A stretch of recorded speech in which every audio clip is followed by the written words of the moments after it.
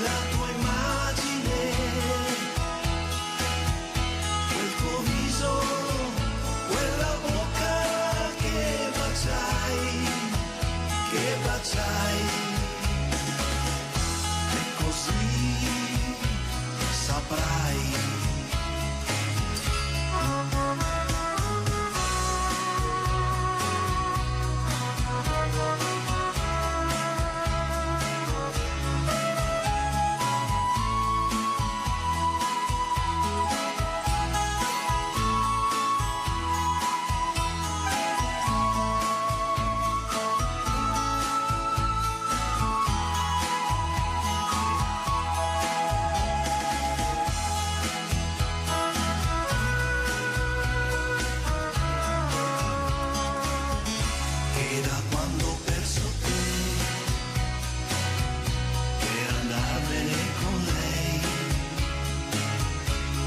Sento il più colpevole, il più povero degli uomini,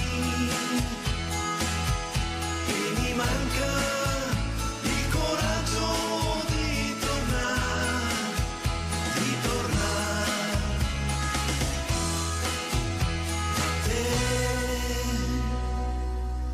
da te.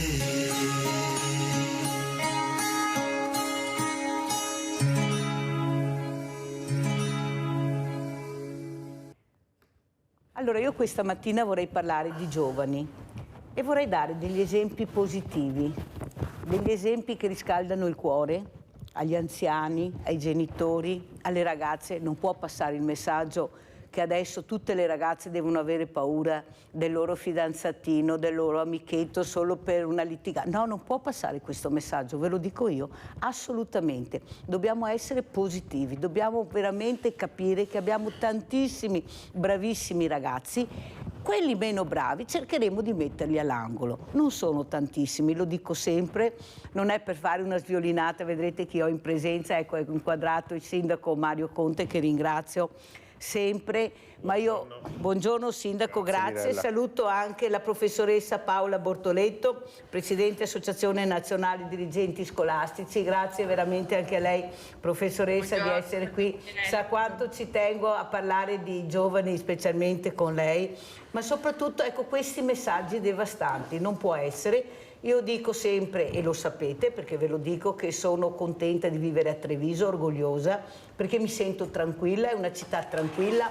Parla una che ha subito una rapina alle 3 del pomeriggio in Piazza dei Signori, perciò non è che parli l'ultima della classe, ecco, col taglio del braccio, ma non è che parli l'ultima della classe. Però io sono convinta di vivere in una città serena e tranquilla. Basta vedere anche domenica le persone che si sono riversate in città, 100.000 presenze, mi sembra sindaco, non penso di dire una cosa per un'altra, nella tranquillità assoluta. Perciò cerchiamo di sfatare, non abbiate paura di uscire, anche gli anziani, per carità, se qualcuno vi accompagna niente di meglio, ma assolutamente non passiamo questo messaggio che tutti i giovani sono delinquenti, assassini, criminali che non hanno voglia di fare niente. Allora, sindaco, cosa dice delle mie parole, come le commenta? Che hai perfettamente ragione. Innanzitutto saluto davvero tutti, ti ringrazio per questo invito. Io lo dico sempre, io sono il primo tifoso dei giovani, nel senso che i giovani, noi sbagliamo a dire quando diciamo rappresentano il futuro, rappresentano anche il presente della nostra comunità, e devo dire che se 10 persone sono in piazza Borsa a far casino, ce ne sono 10 volte tante impegnati a fare volontariato, sport, cultura, regalandoci tra l'altro delle soddisfazioni straordinarie che non fanno notizia, perché sembra quasi che se uno vince o fa sport o fa cultura o fa volontariato in realtà fa solo quello che dovrebbe fare. In realtà sono esattamente questi giovani che vanno esaltati. Dopo è ovvio che c'è qualche maleducato, qualche arrogante o qualcuno che addirittura agisce oltre i limiti della legge, quindi con dei gesti che sono dei veri e propri reati. Ecco, su quelli dobbiamo lavorare, dobbiamo punirli ovviamente, perché chi sbaglia deve pagare, ma dobbiamo responsabilizzare tutta la famiglia, i genitori di questi ragazzi, perché come il caso di San Liberale, dove una decina, 7-8 ragazzini, perché il più giovane a 12 anni è andato a sfasciare le pensiline dell'autobus, eccetera, lì devono intervenire i genitori e i genitori devono capire che hanno delle responsabilità importanti sia nella fase educativa sia nella fase di responsabilità nel caso in cui i loro figli commettano dei gesti che sono dei veri e propri reati. Però parlare di Treviso come una città insicura francamente è sbagliato. Ovvio che la percezione di sicurezza con questi episodi viene un po' messa in discussione, ma se avete la possibilità di girare altre città vi renderete conto che Treviso comunque resta una città sicurissima. Dobbiamo tutti lavorare per continuare ad alzare questa asticella, ma soprattutto l'appello che faccio, Mirella, è quello che dobbiamo recuperare lo spirito di comunità e dobbiamo spegnere questi aggeggi qua attraverso i quali si entra nei social network, in internet, perché se è un'illusione quella che siamo insieme a migliaia di persone, in realtà siamo tutti molto più soli, soprattutto i giovani. Dobbiamo recuperare i rapporti, quelli veri, quelli sinceri, quelli personali, dove per esempio se capita che l'amorosetta ti lascia, la prima cosa che fai ti devi confrontare con gli amici, devi condividere quella che è in quel momento una delusione d'amore e non tenerti tutto dentro, perché poi quando si tengono le cose dentro succedono le cose peggiori, perché uno scoppia e può succedere di tutto. Abbiamo celebrato ieri l'ultimo saluto di Giulia Cecchettin, però è evidente che lì c'è stato un cortocircuito enorme, psicologico, sociale, eccetera. E quindi l'appello che faccio è: spegniamo i cellulari, recuperiamo i rapporti veri, dialoghiamo, parliamo, recuperiamo lo spirito di comunità che si basa e si basava, quando ero giovane io, sul rispetto tra le persone, che siano uomini o donne o uomini, o sia giovani, anziani, o siano italiani o stranieri. Se noi viviamo basando il nostro agire quotidiano sul rispetto tra persone e rispetto anche per noi stessi, credo che tutto diventa un po' più semplice. Professoressa Bortoletto, come commenta le parole del sindaco Conte, ma anche le mie, che credo nei giovani, che vivo in una città sicura, e lo dico non è per fare il violinate, lo sapete che la Mirella dice quello che è, ma è vero, anche la pulizia, ecco, non è il degrado, no, la mia città non è degradata, ma è una città pulita, è una città in ordine, ma me lo dicono i tassisti, che i turisti dicono ma che bella, è la prima volta che arrivano a Treviso. Vedo che la professoressa annuisce, prego professoressa. Certo, insomma, chiaro, da trevigiana non posso che dire che Treviso è un gioiello, ma al di là della frase fatta, sicuramente tutto quello che è stato detto sia da lei Mirella che dal signor Sindaco è sicuramente importante. Importante anche tener conto che questa comunità è composta da tanti soggetti che sono prima di tutto le famiglie e naturalmente i giovani, i bambini, le bambine, i ragazzi e le ragazze, ma poi anche le istituzioni, quindi la scuola e le associazioni, l'ente locale. Ecco, tutti insieme dobbiamo lavorare per, diciamo, rendere anche per i giorni che verranno la nostra Treviso e comunque la nostra comunità, anche tutta la provincia e volendo anche, io chiaramente faccio parte di un'associazione nazionale, quindi l'obiettivo è via via tutta l'Italia, tutto il nostro paese, renderlo sempre più vivibile e valorizzando, ecco, il bello, il buono e le cose positive che si fanno, che fanno anche i giovani, e perché se loro sono stimolati, e mi permetta di dire fin da quando sono piccoli, assolutamente l'alfabetizzazione emotiva deve partire da quando sono piccini. Non si può pensare di dire ragioniamo con quelli della scuola secondaria, di secondo grado, scuole superiori.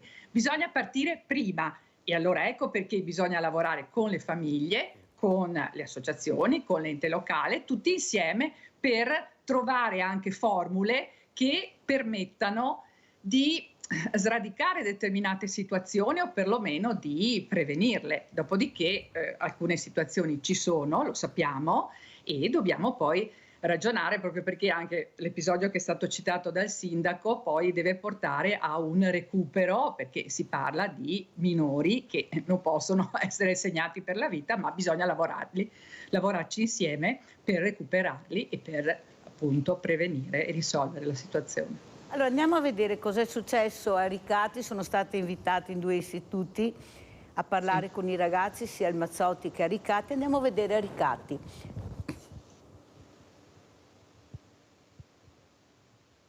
Affezionano, quando vi vedono come vi abbracciano. Pensate che io non li conosco, è la prima cosa che fanno, non li ho mai visti, mi abbracciano e mi baciano, mai visti, perché hanno bisogno del contatto, di sentirsi anche loro amati. Tu cosa vuoi dire? No, anch'io, cioè, alcune volte dormo. Bello? Dove ad esempio?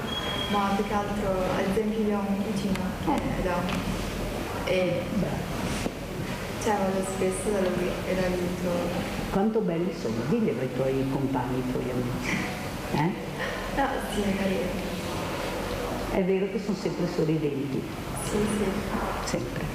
Loro sono sempre sorridenti. E quando sei con lui, cosa provi?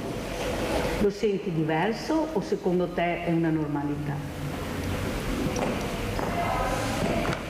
No, cioè non è che lo sento diverso, più che altro cioè, mi dispiace un po' per lui, perché è amico di me e cioè, ovviamente lo voglio aiutare. No? Abbiamo chi manca, non può mancare il nostro Rinaldo da Venezia, eccolo qua Rinaldo, ho fatto anche aspettare, ma devo far parlare anche gli ospiti. Vai Rinaldo. Va sempre bene Mirella. Buongiorno ai tuoi ospiti. Innanzitutto vorrei salutare il sindaco, che è un poco che non lo vedo. Buongiorno sindaco, Rinaldo. Buongiorno, intanto. Buongiorno. Caro sindaco, buongiorno, che tanto che non ti vedo, ti seguo sempre. So quello che ti fa, ti riesci a strada dopo una cosa di più, perché Dio non aveva bisogno di mettere tanto robe a posto, però se Dio fa il meglio del meglio. Sono stato al Don dell'Una fine dei giorni fa e l'ho trovata gentilissimi, va bene? E ho parlato di figlia che è entusiasta. In ogni modo, credo che sia Dio parlare con gli altri, è una roba giusta. I giovani, si è giovani, nel senso che anche gli altri hanno fatto certe robe. I giovani sbagliando, imparando, si fa gli ossi, nel senso che bisogna chi sbaglia, chi fa certe robe, no robe brutte, però chi è che non l'ha fatto stupidare? Perché si forma, l'età dai 10 ai 15 è peso per i figli, per chi si sente uomini, incomincia a avere i baffetti, si sente importanti, è la pubertà, insomma è la vita che va avanti. Non c'è un problema denigrarli, perché quando succede robe grandi non si ha neanche da parlare. Vedete tanti giovani bravi, ma non tanti, di più ancora, perché ci sono tanti giovani che hanno buona volontà di fare qualcosa, di imparare, ma perché bisogna che sia stronai e sa chi farla. Però con gli occhi, e famiglia con gli occhi da Dio, io mette a posto, ma quando chi sbaglia, il mette regola loro. Viene andare fuori la regola 3-4, ma 500 in salda, nel senso... Dai Rinaldo, se no non siamo riusciti a parlare con gli ospiti, taglia un poco, dai. Bene, caro sindaco, ti saluto. Grazie. Ciao e buongiorno ai tuoi ospiti. Ciao caro Rinaldo, grazie, penso che faccia piacere anche il sindaco, sapete gli impegni che ha, però riesce sempre a trovare un momento per arrivare anche al mattino, che non è facile per lui a sveglia Venite. No, Mirella, posso dire una cosa? Prego. Visto che c'è anche la dottoressa Bortoletto collegata.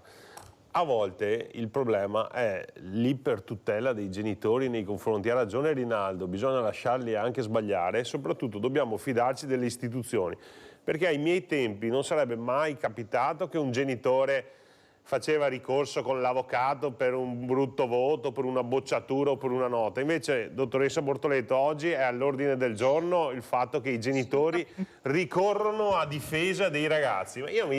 Mia mamma che ci sta seguendo e mi dice sempre di salutare la Mirella.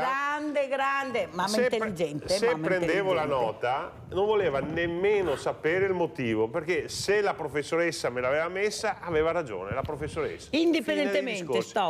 E se per caso arrivavi a casa con l'occhio nero, il papà ti diceva se non te eri là non ti acciappavi. Allora, non bisogna essere iperprotettivi nei confronti di questi ragazzi, perché al primo problema della vita poi crolla tutto se non c'è la difesa di mamma e di papà. Ma sbaglio, dottoressa Bortoletto, ormai è all'ordine del giorno. Sindaco, non sbaglia, anzi, ecco perché prima io dicevo bisogna dialogare e la famiglia deve aver fiducia nelle istituzioni, non può sempre attaccare per proteggere, magari appunto con una buona diciamo punto di partenza, ma in realtà appunto ogni diciamo gruppo di persone, o in questo caso ogni istituzione, ha le sue specificità, ha le sue professionalità, bisogna avere fiducia, perché se parte questa parolina non viene proprio buttata via e distrutta, non se ne esce, perché appunto ci troviamo di fronte a situazioni in cui veramente c'è uno scontro e tutto quello che dice la scuola o anche le altre istituzioni, perché mettiamo dentro anche gli enti locali o altre istituzioni, e vabbè, insomma, comunque io so perché ho guardato internet, perché ho visto, perché mi sono confrontato con questo e con quello. C'è un po' quest'idea, no, che il genitore, siccome ha a disposizione, come tutti noi, una grande massa di informazioni, poi alla fine crede di conoscere tutto, ma il percorso invece di chi lavora nella scuola è un percorso lungo, professionalizzante, formativo, sempre di più, e quindi diamo ai professionisti diciamo la fiducia, perché poi si possa intervenire, si possa dialogare, insomma, ecco. Sì, io ho avuto tante esperienze di genitori che appunto con il dialogo poi sono ritornati, diciamo, dentro ai ranghi, tra virgolette. Devo fermare un secondo perché c'è un'altra telefonata, se no cade da linea. Da Venezia andiamo a Padova, da Maria. Ciao Maria. Ciao Mirella e un buongiorno ai tuoi ospiti, soprattutto al sindaco Mario Conte. Buongiorno Maria. Io lo adoro quel sindaco lì, guarda. È un'altra volta su un'altra trasmissione, tempo fa, l'ho salutata e mi ha detto di venire a trovare, ma vengo a trovarla perché devo venire dalla Mirella e quindi a salutarla, a fare gli auguri, però anche da lei. Va bene, signor sindaco? Ti aspetto Maria, allora, ti aspetto. Grazie caro, guarda, sei un grande, vai avanti così, Ecco. Niente, volevo dire della giornata di ieri, l'ho vista, guarda, una roba struggente. Io voglio dire solo una cosa, sindaco, anche a te Mirella, e la gente che ascolterà. Voglio dire solo che è un grande quel padre lì. Devono le famiglie ascoltare quello che ha detto ieri, perché è stato distruggente, è stata una cosa meravigliosa quel padre, da abbracciarlo e da ammirarlo. Veramente, ma guarda Mirella, io ho pianto tutta ieri, perché è una cosa struggente, ma i giovani devono andare nelle scuole e portare quel messaggio che ha fatto ieri quel padre, e speriamo che non succeda più, perché ogni giorno ce n'è sempre una.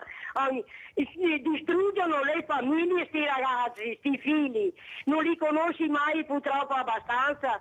Io per il momento non è successo, ma non bisogna dire che non succederà mai, perché può succedere sempre, speriamo di no. Speriamo che il messaggio... Grazie Maria, devo chiudere, se no non ce la faccio. Buona giornata grazie, grazie, non è cattiveria, ma io veramente con le telefonate, con gli ospiti, però è giusto sentire anche la gente, la brava gente, ecco il popolo, avete visto ieri, ecco questo abbraccio che hanno dato a papà Gino Cecchettin, alla figlia Elena, al fratello. Avete visto il papà e Elena e il fratello quando sono usciti dalla chiesa? Veramente per loro è stato un momento di abbraccio incredibile. Ecco, loro hanno ringraziato, pensate, le persone che sotto il freddo, la pioggia, erano là ad aspettare per salutare Giulia e la famiglia. Professoressa Bortoleto, questo dimostra la sensibilità delle persone. Io dico sempre che siamo brave persone, io lo dico sempre, basta vedere il mondo del volontariato, basta vedere veramente quanto cerchiamo di mettere anche le pezze dove la politica non arriva, in silenzio, subito, senza aspettare la burocrazia, si arriva e si fa. Ma soprattutto quello che vorrei capire è che non è vero che i ragazzi non sentono le istituzioni. Io ho visto nella scuola, e glielo voglio dire professoressa, che quando tu li guardi negli occhi, questi ragazzi sanno con chi hanno a che fare.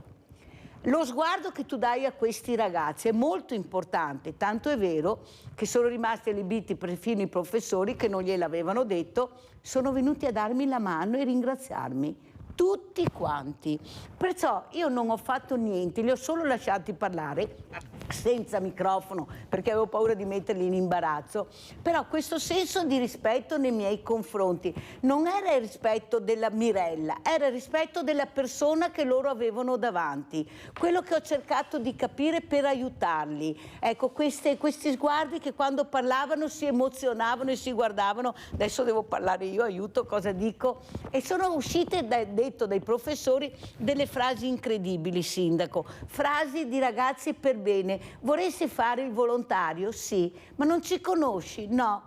Ma non vengono in classe a fare le lezioni di volontariato? Non basta, non basta, noi non conosciamo, perché vogliono essere intrigati. Lo dico sia al sindaco che alla professoressa, loro vogliono metterci le mani, vogliono essere protagonisti. Anche in questi giorni ho solo sentito parlare adulti, mi scusi professoressa, tutti soloni, tutti che sanno, ma sono sempre i soliti noti. Ma perché non facciamo parlare loro? Ma perché non sentiamo loro cosa vogliono dirci? Perché succedono questi fatti? Tanto è vero che Giulia, la prima cosa che ha fatto è confidarsi con le amiche.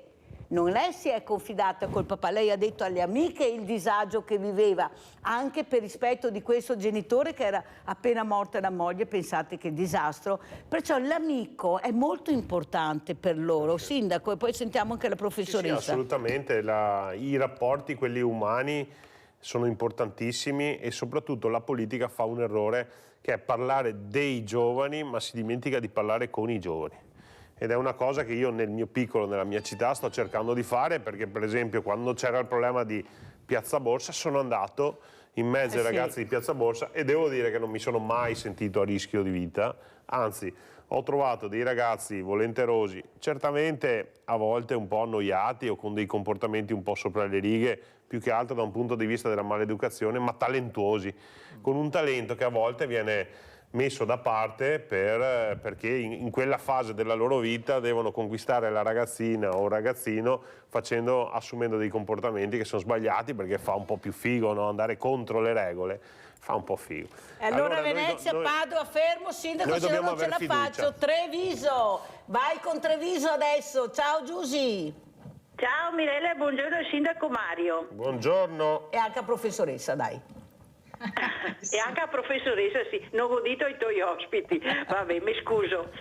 Intanto vi faccio gli auguri di Natale al sindaco e anche alla dottoressa, perché non sapevamo se dopo, prima di Natale, se qua ancora.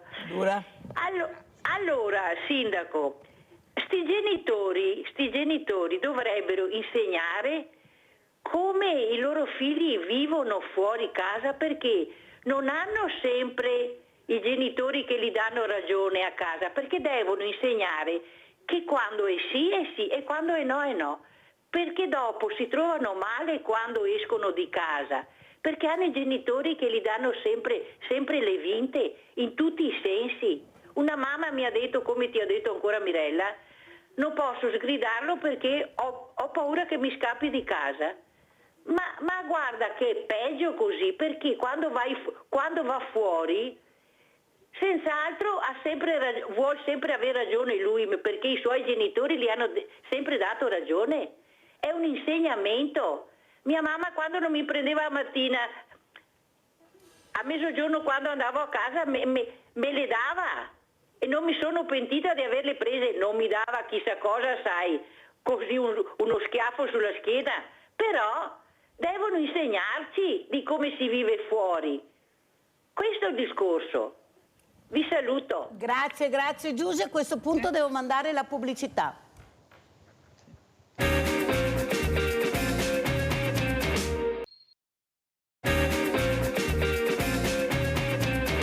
Siamo con due graditi ospiti, abbiamo in presenza Mario Conte, sindaco di Treviso, secondo mandato centrodestra Lega, professoressa Paola Bortoleto, presidente Associazione Nazionale Dirigenti Scolastici. Stiamo parlando di giovani per dare i buoni esempi, ma soprattutto quello che volevo anche capire con il sindaco e con la professoressa, ma perché non riusciamo a intrigare questi ragazzi in qualche maniera? Lei lo sa benissimo che io come gruppo di volontari ce la mettiamo tutta, e lei lo sa, e la ringrazio anche per venirmi sempre a trovare e a vedere cosa facciamo.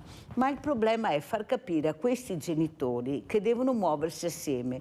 Quando faccio i giochi di ruolo a Villa Margherita, che ringrazio sempre il sindaco per questo sito meraviglioso che ci ha messo a disposizione, e ci sono le famiglie, non c'entra l'età del bambino, piccolo, medio, giocare con i propri genitori è una cosa che fa venire i brividi. Ma lo sapete che dicono al genitore: ma davvero papà giochi con me? Ma davvero mamma giochi con me?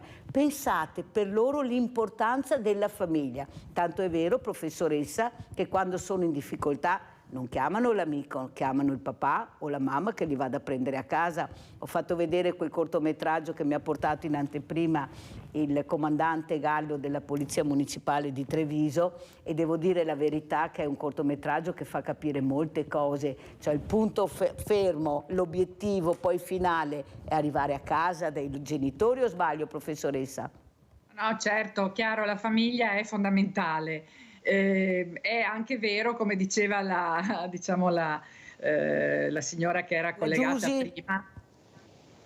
Pronto? Sì, Giusy, esatto, che come dire, la famiglia deve dare anche delle regole, come le devono dare le istituzioni, e saper dare anche dei no, perché non è il genitore accondiscendente che diciamo fa crescere serenamente e al meglio il proprio figlio o la propria figlia. Quindi sicuramente siamo anche in una società, lo sappiamo, insomma, che è molto cambiata rispetto a pochissimi anni fa, in cui anche i genitori sono presi dal lavoro, sono presi da mille cose, sono presi, come diceva il sindaco, dal telefonino, e come dire, preferiscono, insomma, diciamo, c'è una situazione per cui poi il bambino viene in qualche modo, o il ragazzo, lasciato con le proprie realtà, con appunto i videogiochi piuttosto che il telefonino, piuttosto che il computer. E poi vabbè, c'è la scuola, no? Invece io torno sull'idea del dialogo. I sintomi di situazioni difficili nascono e si vedono, e gli adulti che sono intorno al bambino e al ragazzo li vedono. Sentiamo la professoressa, perché purtroppo il tempo è tiranno con questa trasmissione, come commenta il sindaco. Ha ragione la professoressa. Io mi ricordo sempre la frase: questa casa non è un albergo, che sì, tra le righe significava arrangiarsi. E lo dico perché, per esempio, mi capita che, come capita alla dottoressa Bortoletto, che sono i genitori che mi scrivono, che si lamentano perché il proprio figlio ha aspettato 10 minuti alla fermata ma se c'è qualcosa che non funziona il servizio, lasciamo che siano i ragazzi a parlare col sindaco, a parlare con la preside, ma non sempre il genitore che sulla base del racconto del figlio prende le difese, scrive al sindaco che suo figlio questa mattina ha aspettato 10 minuti in più alla fermata dell'auto. Ma lasciamo che si arrangino, no?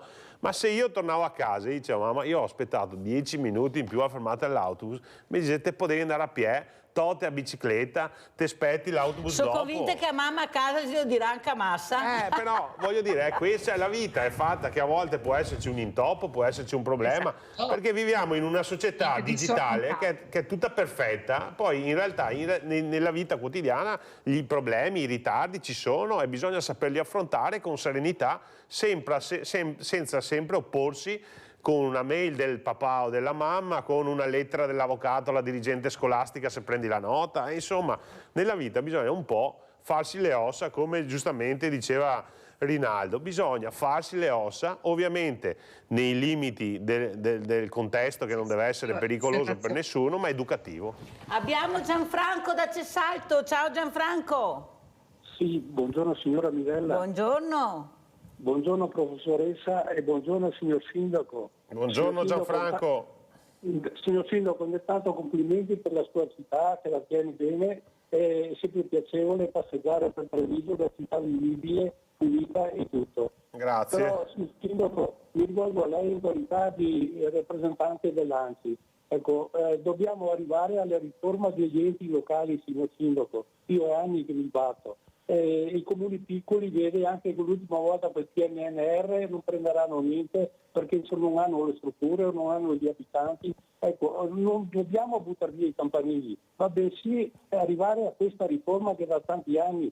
Poi un'altra cosa a cuore che ce l'ho, signor Sindaco, è che in primavera li avremo fuori ancora un'altra volta i tabelloni elettorali si immagina nel 2024 tabelloni che elettorali sono messi dappertutto. Ecco, solo queste cose che sono la vita è fatta anche di riforme, perché non si può fare 30 anni fa andava bene e invece adesso non va più bene. Buongiorno e grazie, buon lavoro signor Sindaco. Grazie Gianfranco, prego Sindaco. Una cosa flash, ha ragione Gianfranco, no? Io rappresento 563 sindaci veneti che hanno tutti i conti in ordine. 563 su 563 sono da un punto di vista finanziario con i conti in ordine, ma ci vengono chiesti ulteriori sacrifici a fronte di inefficienze amministrative che non riguardano il Veneto, ma riguardano tante, purtroppo, regioni del sud. Allora io non voglio riaprire il dibattito nord contro sud, sud contro nord, est contro ovest,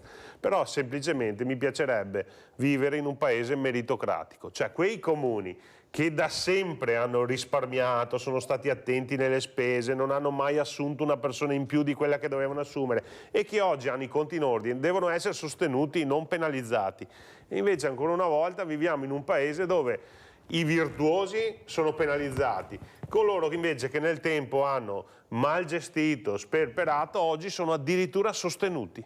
Quindi la questione settentrionale io non è che la voglio riaprire in modo, però dico anche che non possiamo continuare a chiedere sacrifici ai sindaci veneti, ai sindaci lombardi, ai sindaci friulani che da sempre hanno dimostrato grande attenzione, perché chiedere un sacrificio al sindaco di Treviso significa chiedere un sacrificio ai cittadini di Treviso. Io quest'anno, e l'ho fatto a testa alta e guardando negli occhi i miei cittadini, sono stato costretto a ritoccare le tasse perché esplosi i costi da una parte, ridotti i trasferimenti dall'altra, non serve essere laureati all'Università Bocconi per capire che il bilancio non sta in piedi, se è un bilancio tra l'altro già fatto di attenzione, di tagli e dove abbiamo evitato ogni tipo di sperpero. Quindi chiedere sacrifici ai sindaci veneti significa chiedere sacrifici a ogni singolo cittadino e noi riteniamo invece che i cittadini veneti, i sindaci veneti nel tempo abbiano dimostrato come si può amministrare bene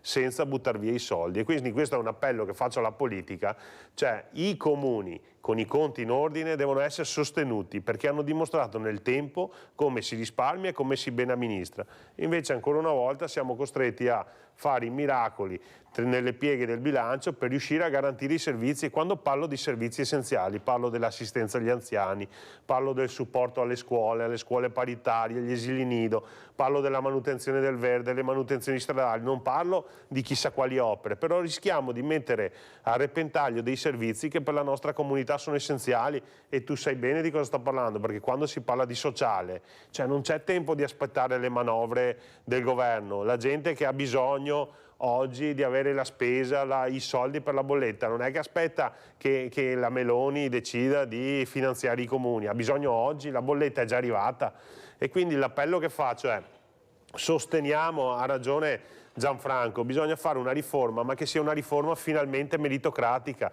dove chi meglio spende più può spendere e chi meno chi spende male deve spendere meno perché prima devi imparare a spendere bene. Allora, visto che parliamo di ragazzi, andiamo a vedere anche cosa è stato fatto a Villa Margherita, perché bisogna anche capire quanto impegno ci mettiamo tutti per arrivare a questi bambini e a questi ragazzi che poi diventeranno adulti. Andiamo a vedere Scuola del Fumetto a Villa Margherita. Ciao, intanto io sono Cestaro Alessandro, sono il direttore della Scuola del Fumetto di Treviso, sono io stesso un fumettista e oggi in Villa Margherita stiamo facendo con i ragazzi un fumetto come lo facevano gli antichi cavernicoli, ovvero disegnando di getto, senza gomma e raccontando una storia solo grazie alle immagini che vengono fuori dalle manine di questi giovani artisti. Sto facendo una storia di un viaggio nel tempo dove ci sono io con una macchina del tempo che vado in questa villa indietro di un sacco di tempo con la regina Margherita. Qui ci sono io con la macchina del tempo che parto qui la macchina scomparisce perché sono andata in un'altra epoca e qui c'è la villa che devo finire. Dopo praticamente ci sarà che incontrerò la regina e diventeremo amiche. E infine si farà una grande festa. Ciao, io sono Riccardo Masson e sono al corso di disegno Villa Margherita e oggi vi farò vedere il mio fumetto su Jurassic World. Qui inizia facendo vedere i dinosauri che pascolano nei prati e fa vedere le persone che lo guardano. Poi c'è anche il cacciatore dei dinosauri che vuole puntare il dinosauro per spararli, però arriva il dinosauro carnivoro, quello più grande, e mangia uno dei suoi colleghi. Però il dinosauro erbivoro viene comunque colpito e le guardie del parco dei dinosauri sparano al dinosauro per farlo addormentare e per farlo calmare, così non muore nessuno. E poi niente, adesso poi devo continuare, non è ancora finito. Sto disegnando. Cosa? Io che dormo, poi mi sveglio, poi dopo bevo il caffè, poi dopo vado via e vado qua dove c'è il tappeto e l'ombrellone, cioè a questa festa. Poi sono andata al parco giochi, poi qua è dove sono tornato a casa e ho disegnato. Allora, non è per dare visibilità a Villa Margherita o a quello che si fa, è per capire che forse questa è la strada giusta. Avete visto, parlano meglio loro che noi quindicenni. Cioè loro, avete visto, col microfono sembrava che facessero sempre queste cose. Siamo all'interno di Villa Margherita, ecco, nella compostezza, anche se qualche due ha detto il sindaco, mamma mia cosa succede, posso assicurare che erano seguiti addirittura con la lingua dei segni di una insegnante mandata dalla regione, perché la legge prevede questo, perché deve essere inclusiva, come abbiamo sempre detto. Cosa dice il sindaco a questi ragazzi che hanno mandato anche i calendari al sindaco? Difatti, cari? io vorrei dare più che al pensiero del sindaco rilievo a questi calendari che hanno fatto proprio i ragazzi, che sono meravigliosi. Vi invito anche a procurarveli, qui ci sono anche tutti i riferimenti, sì, poi li abbiamo già detti. Però queste sono iniziative che mettono al centro i bambini e quella che è la loro vena artistica, perché imparano un hobby che è bello come quello del fumetto, non stanno davanti al cellulare, non stanno davanti ai videogiochi, non stanno davanti a internet, stanno insieme, si confrontano e portano a casa dei lavori davvero belli. L'ho messo il luglio perché è il mio mese, 20 luglio è il mio compleanno, e questo invece è il calendario, sempre in formato un po' più grande, bellissimo. Quindi grazie Mirella, grazie per quello che fai e grazie perché poi sei un punto di riferimento sociale per la nostra comunità, non soltanto per le persone che su di te trovano un punto di aiuto importante, ma anche su quelle persone che poi si ispirano al fatto che tu ti dedichi agli altri per far del bene, e speriamo che tanti si ispirino a te per far del bene a loro volta. Faccio l'ultimo appello perché poi io ti devo lasciare, sì, perché ho una riunione importante, però proprio accendendo l'albero di Natale mi sono permesso di fare una riflessione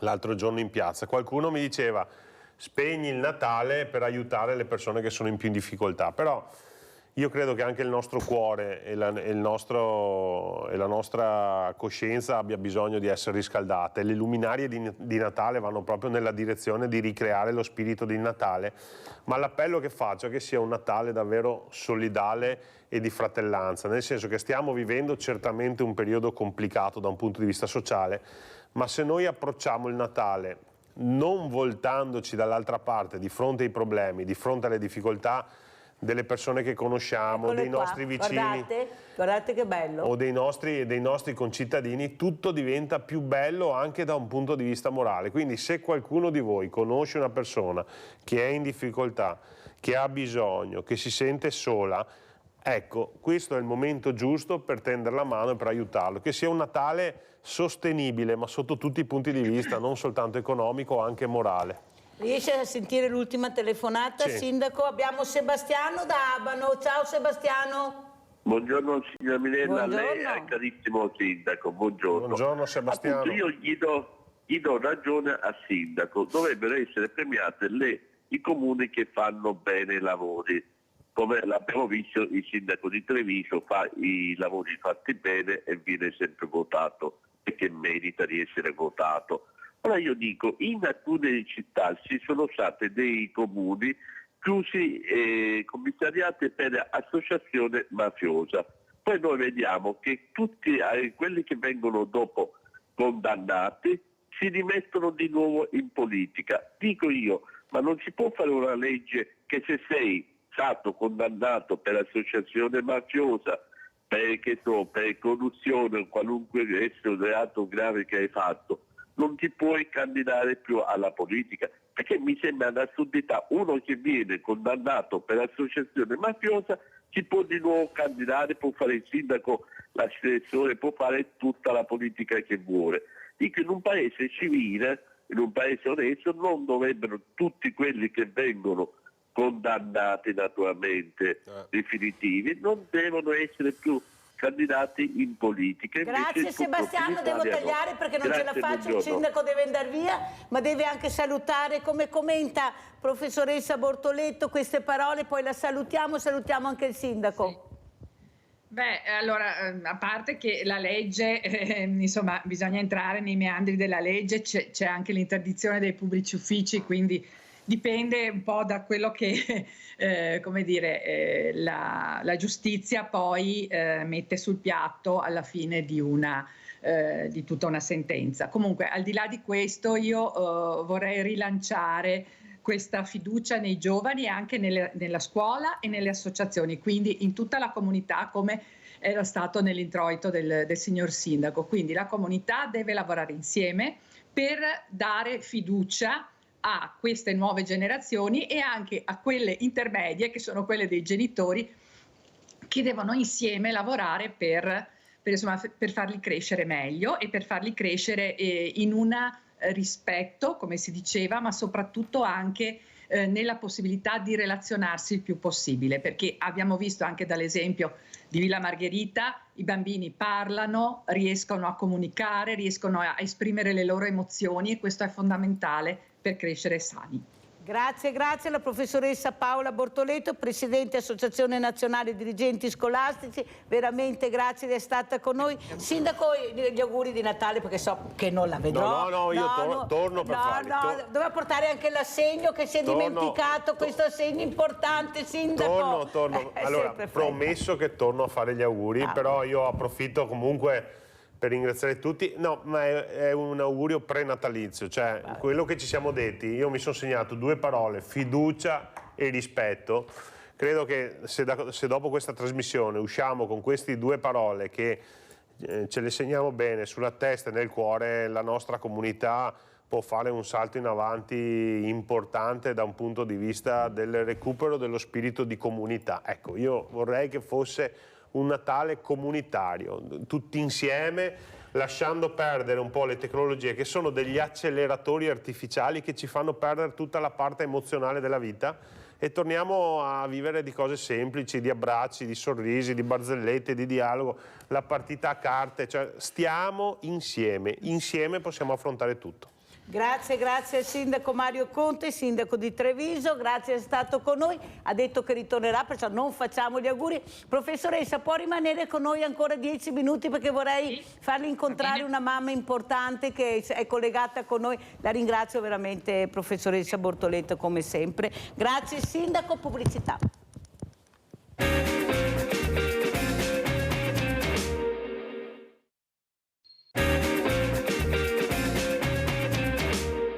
Mail e chiamate ai carabinieri. C'è una bomba, oppure venite, c'è stata una rapina. Le pensava proprio tutte: aggressioni, spaccio, furti. Negli ultimi mesi aveva inviato svariate mail ai carabinieri segnalando il verificarsi di gravi reati nella zona di Castelfranco Veneto e in un caso addirittura la presenza di un ordigno.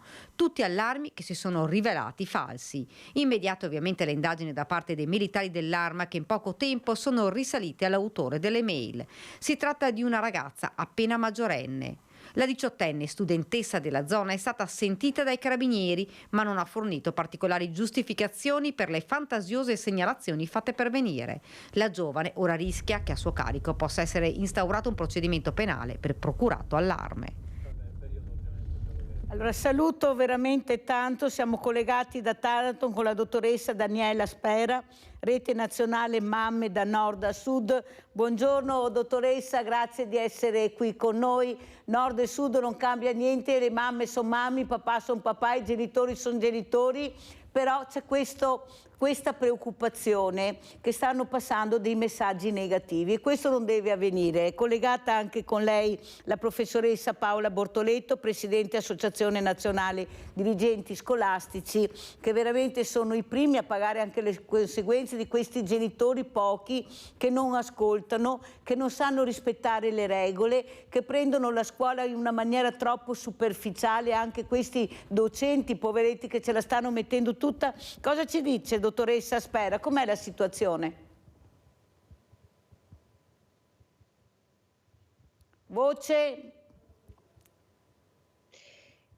Scusate, proprio qualche giorno fa riflettevo con dei colleghi rispetto a quanto sia importante ridare autorevolezza alla scuola, più che autorità. L'autorevolezza significa che bisogna fidarsi del lavoro che fanno gli insegnanti, che è fondamentale, e si affianca a quello che deve essere fatto nelle famiglie di tutti noi, perché ricordiamocelo che la scuola è qualcosa di fondamentale nella vita dei giovani, ma ovviamente ci vuole il supporto anche della famiglia, che si deve fidare del lavoro che quotidianamente fanno gli insegnanti.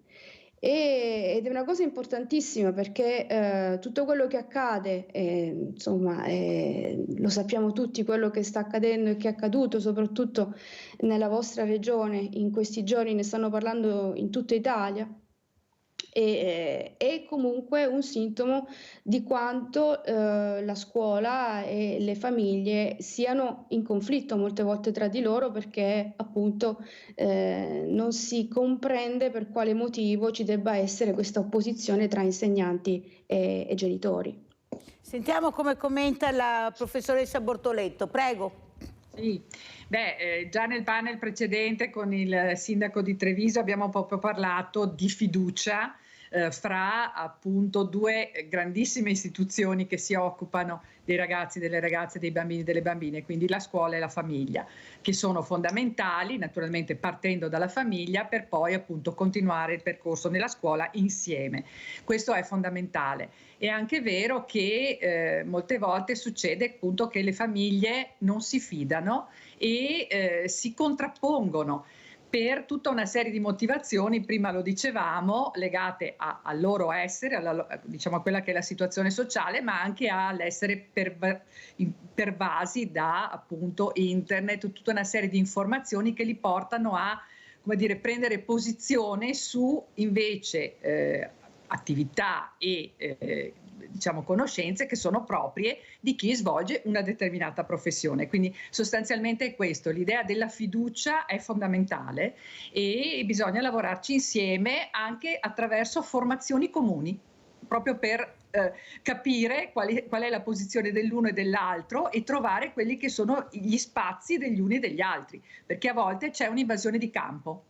Molte volte più da parte della famiglia che da parte della scuola. Dottoressa Spera, ecco, quello che vogliamo anche capire, cosa dicono queste mamme? Lei rappresenta a livello nazionale mamme da nord a sud, cosa dicono questi genitori? Perché noi parliamo di mamme, ma dobbiamo parlare anche di genitori.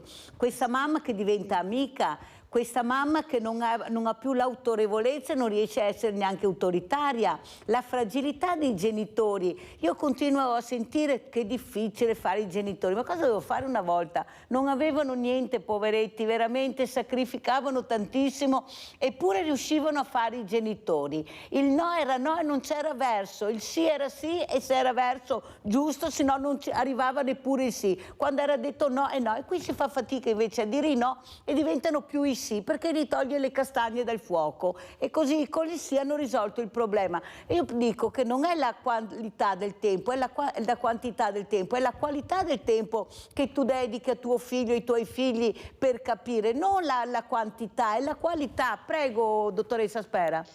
Sì, assolutamente sì, sono pienamente d'accordo e aggiungo anche questo, che io ho proprio notato che molti genitori pensano che in qualche modo l'esperienza degli adulti non conti. Cioè, mi spiego, adesso è come se i ragazzi avessero più diciamo autorevolezza, i giovani avessero più autorevolezza degli adulti, solo perché magari conoscono i mezzi di internet, i social network, e quindi sono più abili nel manipolare questi mezzi di connessione, di informazione, e quindi vengono visti un po' come delle persone in qualche modo mature, competenti, ma non è così, nel senso che l'esperienza di vita conta tantissimo e bisogna metterla davanti nell'educazione.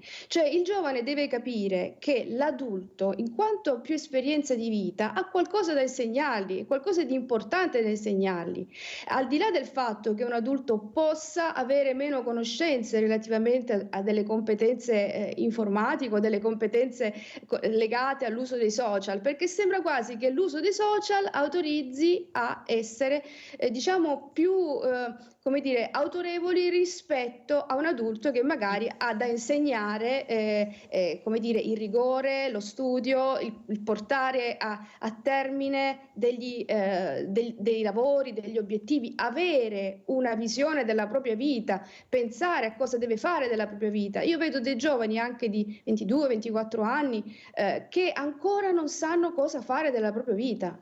E io faccio il mio esempio, io a 18 anni ero già fuori di casa, cioè a 18 anni ero già a studiare all'università a Pisa, fuori di casa, e già avevo deciso cosa dovevo fare della mia vita, cosa volevo fare.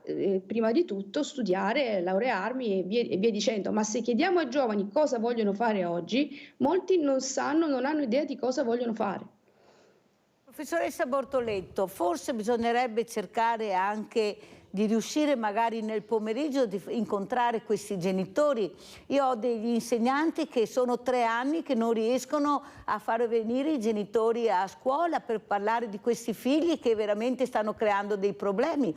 Non è possibile che un genitore non si presenti a questo richiamo da parte del docente. Dovrebbe essere un obbligo, ma stiamo scherzando? Ecco, come mai non si fa questo? Un dopo scuola anche per i genitori. Sarebbe mica male, dottoressa Bortoletto? No, è vero. Ma diciamo che la scuola dà tutte le opportunità anche di incontri online, in presenza. Adesso sono ripresi tutti quelli in presenza, anche i colloqui, insomma, ecco, individuali. Però siamo in uno stato in cui c'è la libertà, per cui si danno gli appuntamenti, però se uno non vuole presentarsi non si presenta, purtroppo è così. E tra l'altro c'è una situazione per cui più sono piccoli, più i genitori si presentano, più sono grandi, più i genitori non si presentano per niente, quindi proprio li lasciano, no? Nel periodo in cui magari appunto 14, 15, 16 anni dovrebbero invece essere in qualche modo presenti lo stesso, insomma non più presenti lo stesso, e quindi torna a quello che diceva prima la dottoressa Spera, il genitore che non dice ma tanto lui è grande, tanto lui è in grado di fare tante cose, tanto lui si muove bene con i social e quindi capisce, sa, è competente, e invece non è così. Anche lo sviluppo neurologico delle persone non è cambiato. Un ragazzino di 13-14 anni deve ancora crescere anche da un punto di vista proprio di personalità e anche da un punto di vista cerebrale, per cui bisogna accompagnarli anche se hanno 17 anni, pur dandogli tutte le libertà di cui si diceva prima, ma quindi fare anche delle esperienze, sbattere contro il muro tra virgolette, però tu genitore ci devi essere. Allora saluto anche un altro gradito ospite che è arrivato, è Nicola Zamuner, atleta di calibro mondiale, trainer e anticipatore di sport di tendenza.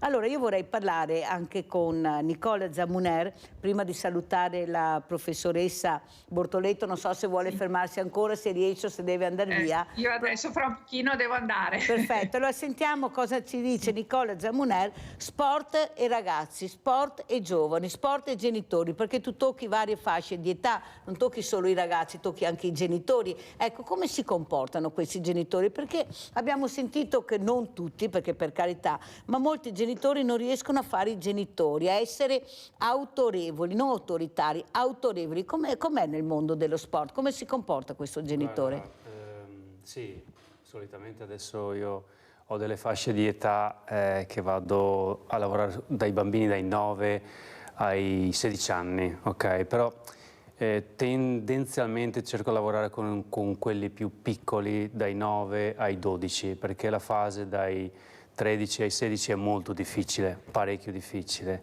e ne ho paura anch'io attualmente per quello che stiamo vivendo. Quindi entrare in sintonia con il ragazzo è quasi, cioè è assolutamente importante, però bisogna essere empatici con loro e trovare una valvola giusta. I genitori devono affidarsi agli istruttori di competenza in questo caso, e quindi essere distanti, quindi io non voglio che ci sia un tramite, deve esserci l'allenatore e il ragazzo, ok? Quindi, però sentendo adesso la signora come parlava, è un tasto parecchio difficile questo. Quello dell'adolescenza mi fa molta paura e non riesco neanche a trasmettere all'adolescente lo sport vero e proprio e soprattutto l'ambiente di collegamento. Bisogna che sia lui che arriva pian pianino, che se ne accorge, ok? O anche con il gruppo che se ne accorge di qualcosa di bello, che sia anche un po' di tendenza, magari che magari arrivi o il cantante che pratica lo sport, e allora potrebbe avvicinarsi questo. Secondo me io la vedo in quella traiettoria. Se non c'è qualcosa di tendenza, il ragazzo neanche non si cimenta a praticare lo sport. E qua tocchiamo il tasto degli influencer, queste personalità che sono molto seguite. Anche qua poi salutiamo veramente la professoressa Paola Bortoleto di essere stata con noi. Ecco, è stato un messaggio devastante quello che è passato. Questi ragazzi che basta solo che questa persona, ecco, prendo la sveglia, dica questa è la sveglia del momento, tutti prendono la sveglia, tutti prendono la bottiglia, tutti prendono il rossetto, tutti prendono quello che veramente viene loro fatto vedere, ma questo non è un messaggio positivo, eppure si permette tutto questo nel silenzio di chi invece dovrebbe intervenire. Cosa dice professoressa? Poi la salutiamo. Sì, allora diciamo che il tema influencer è un tema particolare, legato, come abbiamo visto, anche ai social, ma al di là di questo è chiaro che in quell'età che diceva appunto Zamuner, che è un'età particolare, la identificazione con figure diciamo importanti è fondamentale, però bisogna trovare le figure giuste,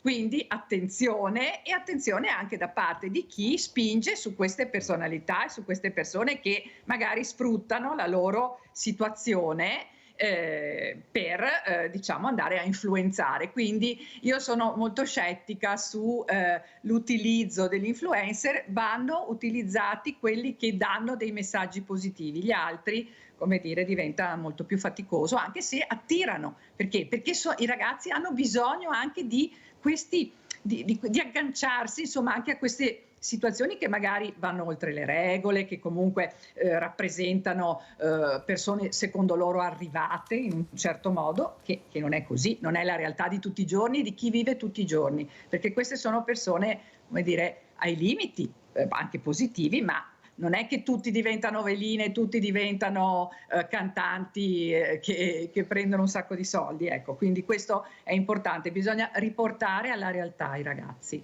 E lo possiamo fare tutti insieme, scuola, famiglia, allenatori e via discorrendo.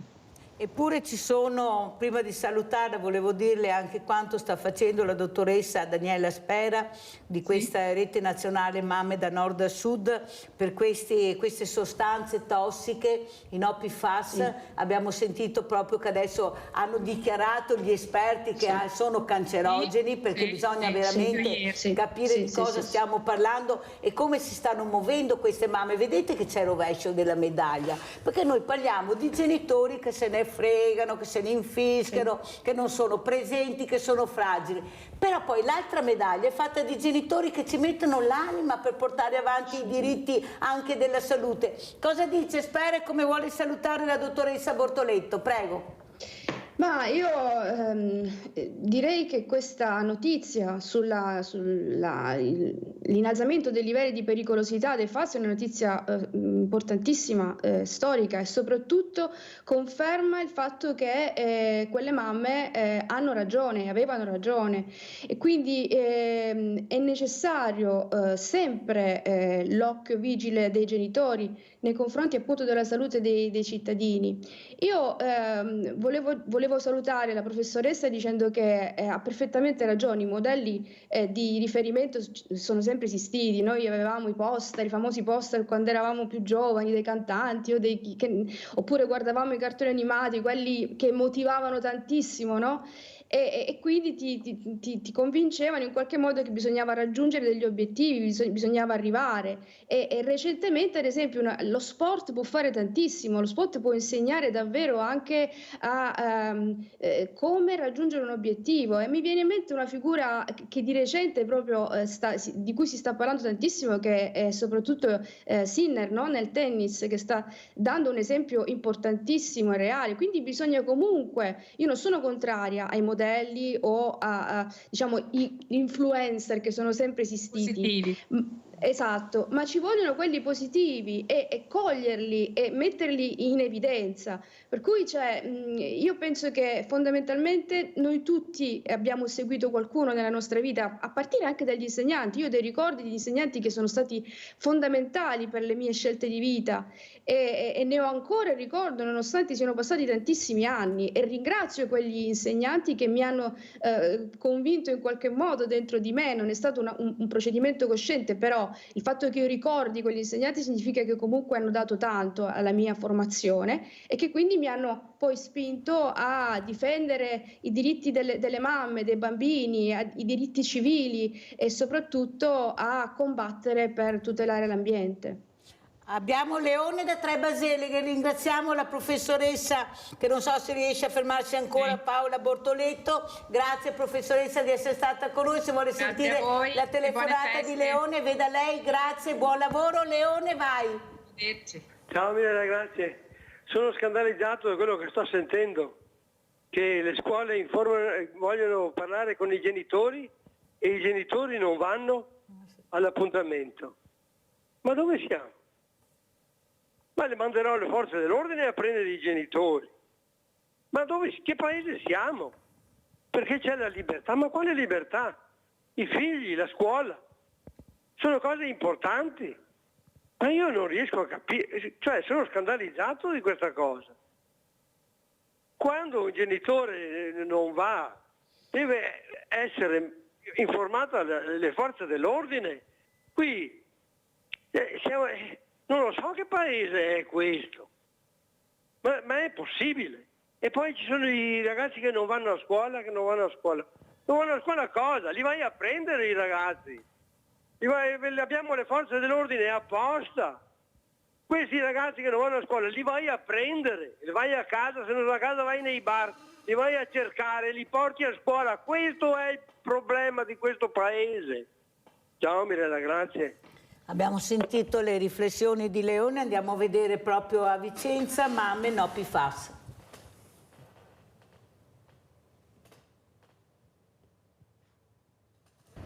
hanno portato in aula le loro preoccupazioni, i casi relativi alle problematiche di salute, patologie di bambini e adulti, evidenziando la possibilità di una correlazione con la presenza di PFAS. Sono i cittadini delle aree del Vicentino coinvolte dalla contaminazione che, test di parte civile nel processo Miteni, hanno raccontato le loro esperienze, tra loro le mamme riunite nel comitato Mamme No FAS. Ci sono bambini nati a basso peso, bambini con il colesterolo, ma anche ragazzi e adolescenti con tumori ai testicoli, e questa cosa è una cosa molto pesante. Noi siamo qui anche in sostegno delle mamme che e papà che stanno portando la loro testimonianza. Una battaglia portata avanti da anni dalle Mamme No FAS, che si appellano alla politica e sperano in un cambio di rotta delle abitudini in generale a tutela di ambiente e salute. Vogliamo anche un ripensamento dell'economia e di tante cose che adesso si danno per scontate, cioè tutti mettiamoci in gioco, dobbiamo cambiare un po' anche le abitudini di vita, le nostre richieste, la nostra pretesa di avere tutte le comodità, perché hanno un costo troppo alto e riguarda la salute delle generazioni future. Allora, dottoressa Spera, sono proprio contenta che sia qui questa mattina per far capire l'importanza di quello che state facendo, dell'impegno che ci avete messo per arrivare a questo punto, anche con i medici dell'ambiente che non finiremo mai di ringraziare su questi test che stanno facendo. Prego, dottoressa. Sì, è un risultato importantissimo, ovviamente il merito è delle mamme del Veneto, delle mamme No FAS, che fanno parte della rete delle mamme da nord al sud, che poi la rete raccoglie tutte le problematiche di vari territori, appunto da nord a sud. Però questa notizia, la notizia importantissima dell'aumento dei livelli di pericolosità dei FAS, in particolare dei PFOA, che sono passati dal gruppo 2B al gruppo 1, quindi cancerogeno per l'uomo, è importantissima, perché assolutamente questo dimostra cosa? Dimostra il fatto che le sostanze pericolose in qualunque momento possono essere poi classificate come sostanze di una pericolosità superiore, perché gli studi vanno avanti e ricordiamoci che è stato un incontro, questo è venuto fuori da un incontro di 30 scienziati di 11 paesi diversi, che ha stabilito questo, ed è un dato storico, soprattutto per chi da anni lotta per eliminare, per bandire queste sostanze che, lo ricordiamo, sono di uso comune nella nostra vita, e quindi bisogna trovare assolutamente una soluzione per poter eliminarle, queste sostanze, dalla nostra quotidianità. E un pensiero va proprio alle mamme del Veneto, che immagino che stiano passando dei momenti terribili, perché sanno benissimo cosa è presente nel corpo dei loro figli, ed è un pensiero assolutamente scioccante, terribile, sapere che queste sostanze comunque, essendo persistenti, essendo comunque delle sostanze che sono resistenti alla degradazione, persistono, rimangono sia nell'ambiente, ma purtroppo anche nell'organismo delle persone.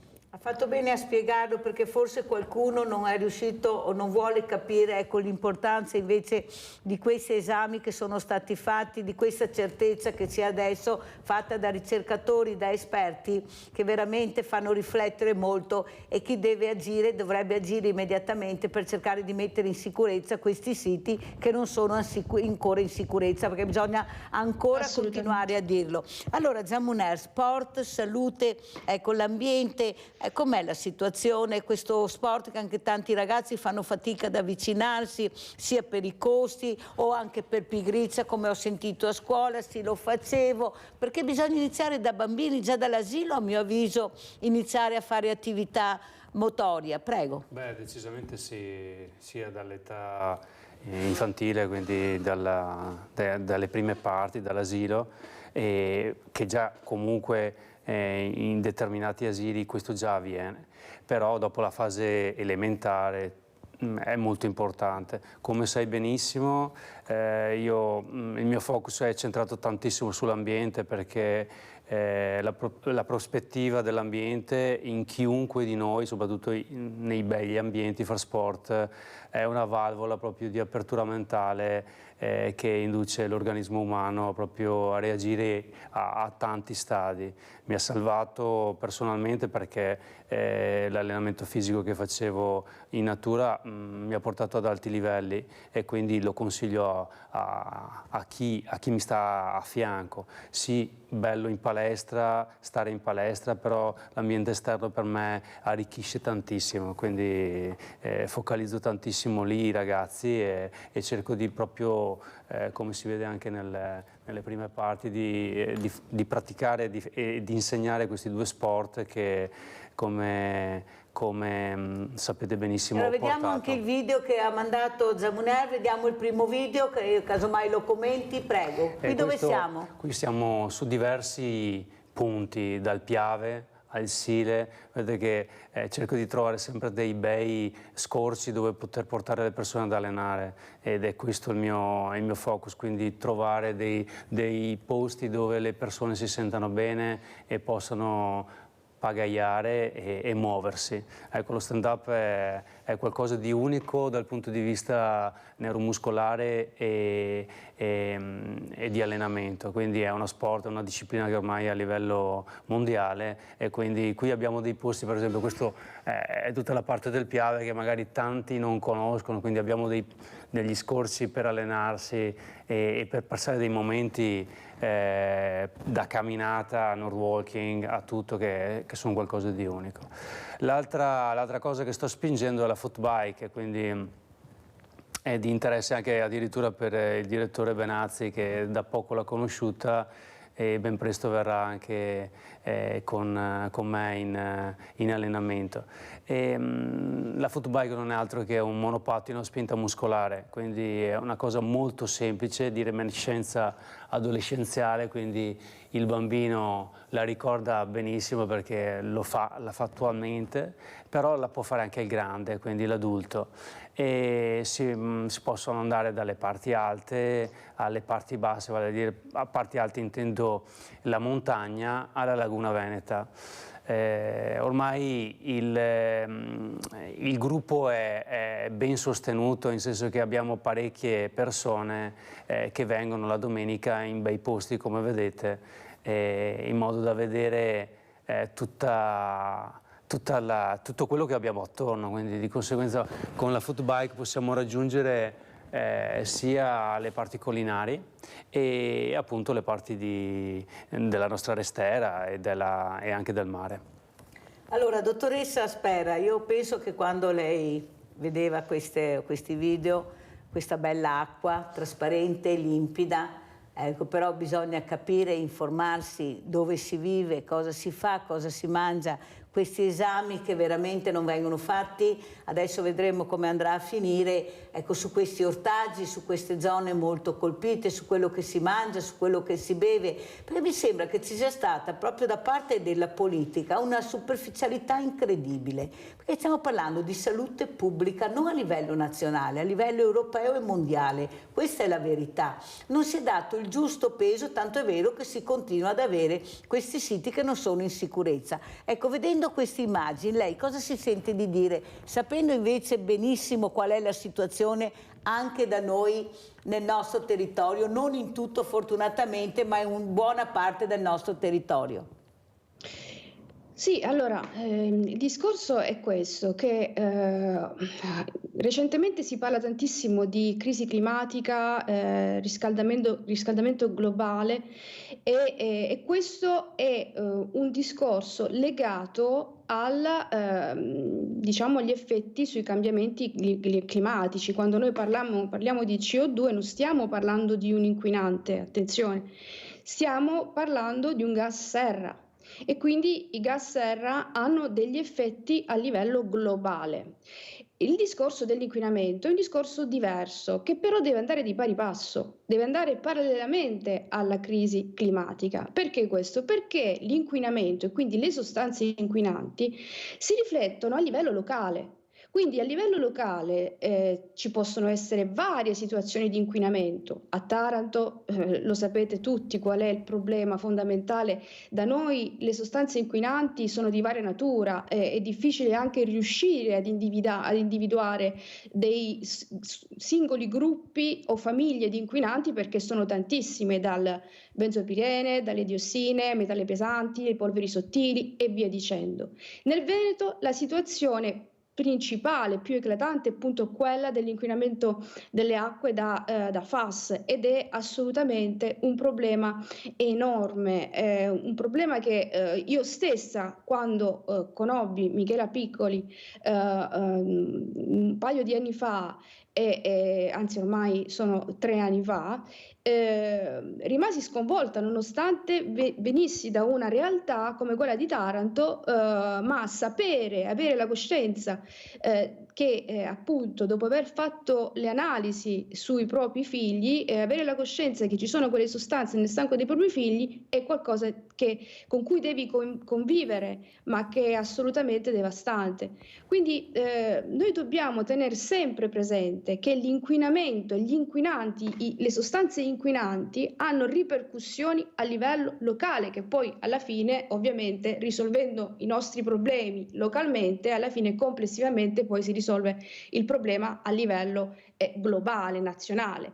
Ma i politici devono tener conto sia degli effetti climatici, e quindi a livello globale, ma anche degli inquinanti a livello locale. Ricordiamoci, quando parliamo di CO2 o di metano non stiamo parlando di inquinanti, ma stiamo parlando di gas serra. Gli inquinanti sono quelli che stravolgono le nostre vite nei nostri territori. Dottoressa Spera, adesso c'è una premier, una donna, una mamma. Ecco, abbiamo onorevoli senatrici, ci rivolgiamo specialmente a loro questa sensibilità per capire che qualcuno si deve muovere in fretta, non è che si possa aspettare chissà quanto tempo per mettere in sicurezza anche il territorio. Che stiamo parlando qui del ponte di Messina, la pista da bob, grandi opere, e lei ci sta dicendo che la situazione veramente è molto molto preoccupante. Prego, dottoressa Spera, cosa chiederebbe alla Premier Meloni?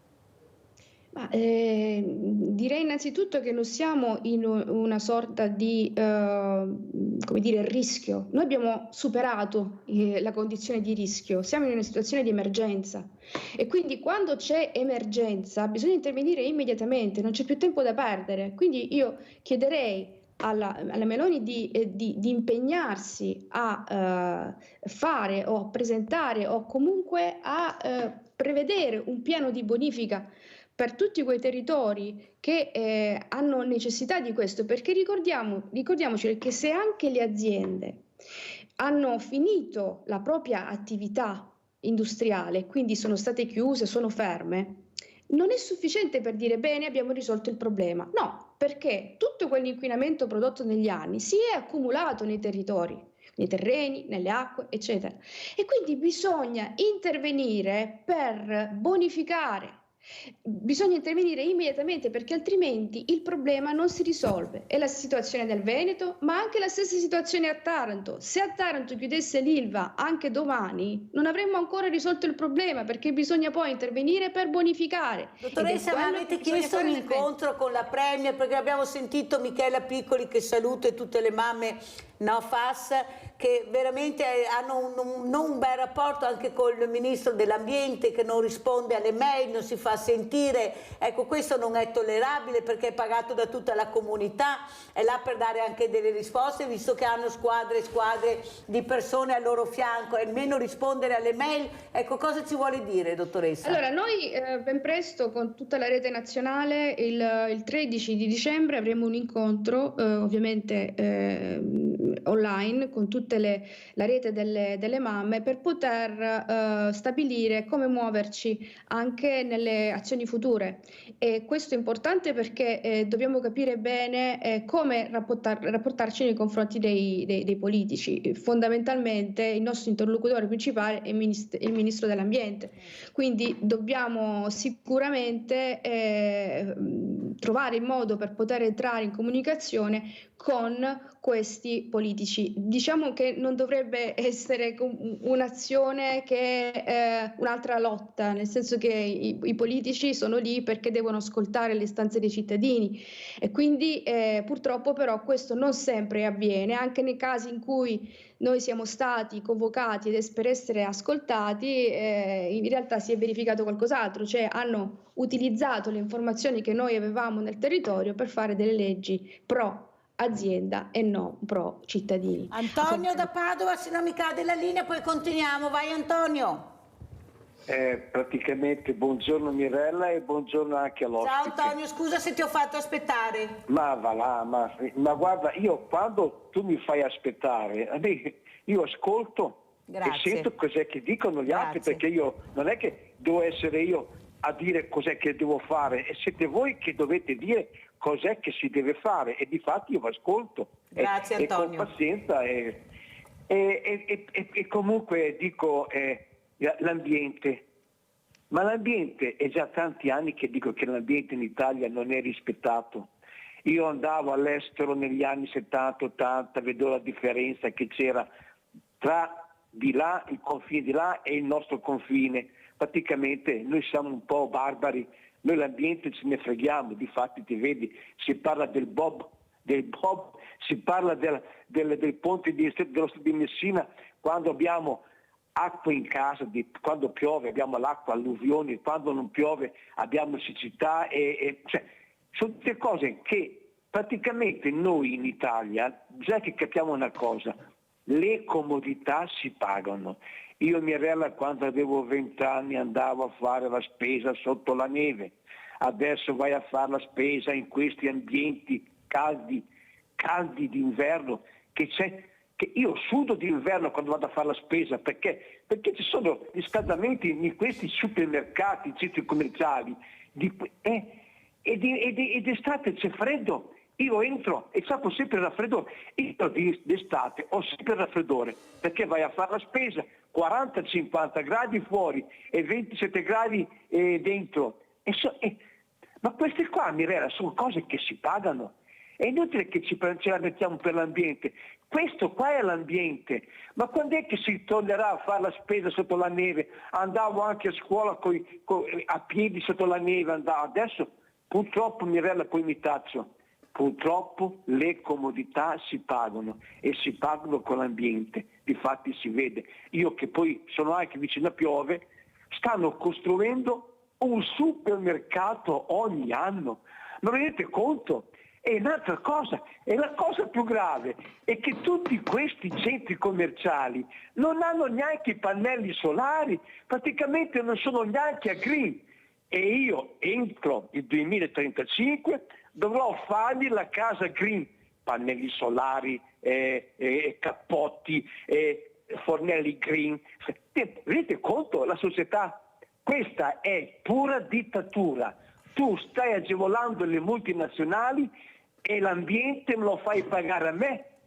Buongiorno e grazie. Grazie Antonio. Allora Zamuner, l'ambiente, ecco tu che lo vivi l'ambiente, abbiamo visto questi video molto belli, cos'è che vorresti dire invece per quanto riguarda allo sport, ecco, lo sport che è entrato nella Costituzione quest'anno, questo sport che sta veramente languendo, queste società che sono allo stremo perché con dei costi altissimi, questi sponsor che vanno sempre dai numeri uno senza pensare che questo numero uno però è partito da una società piccolina. Ecco, forse questo si deve anche arrivare nel mondo dello sport, ai grandi sponsor, di arrivare anche alle società, alle attività come la tua, come altre che veramente fanno fatica a rimanere a galla. Prego. Beh, sì, il mondo dello sport sta cambiando, diventa quasi un'azienda in tutto e per tutto, quindi è lì dove vogliono arrivare.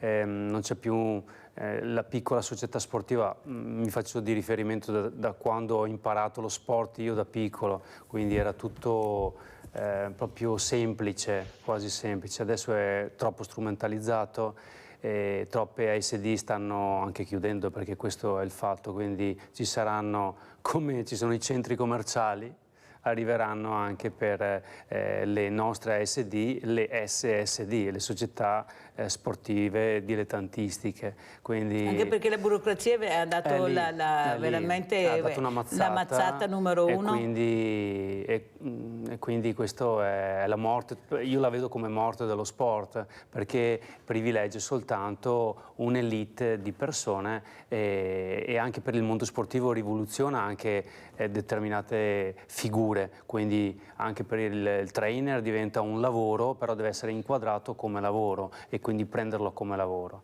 E quindi bene da una parte, però male da un'altra, perché il problema qual è? È anche per le famiglie, in questo caso le piccole famiglie che potevano far fare sport ai piccoli, ai giovani, andavano per la società che magari chiede di soldi, pattinaggio, di corsa a piedi o di qualsiasi altro sport nelle vicinanze, perché potevano portare il bambino a fare un'attività sportiva.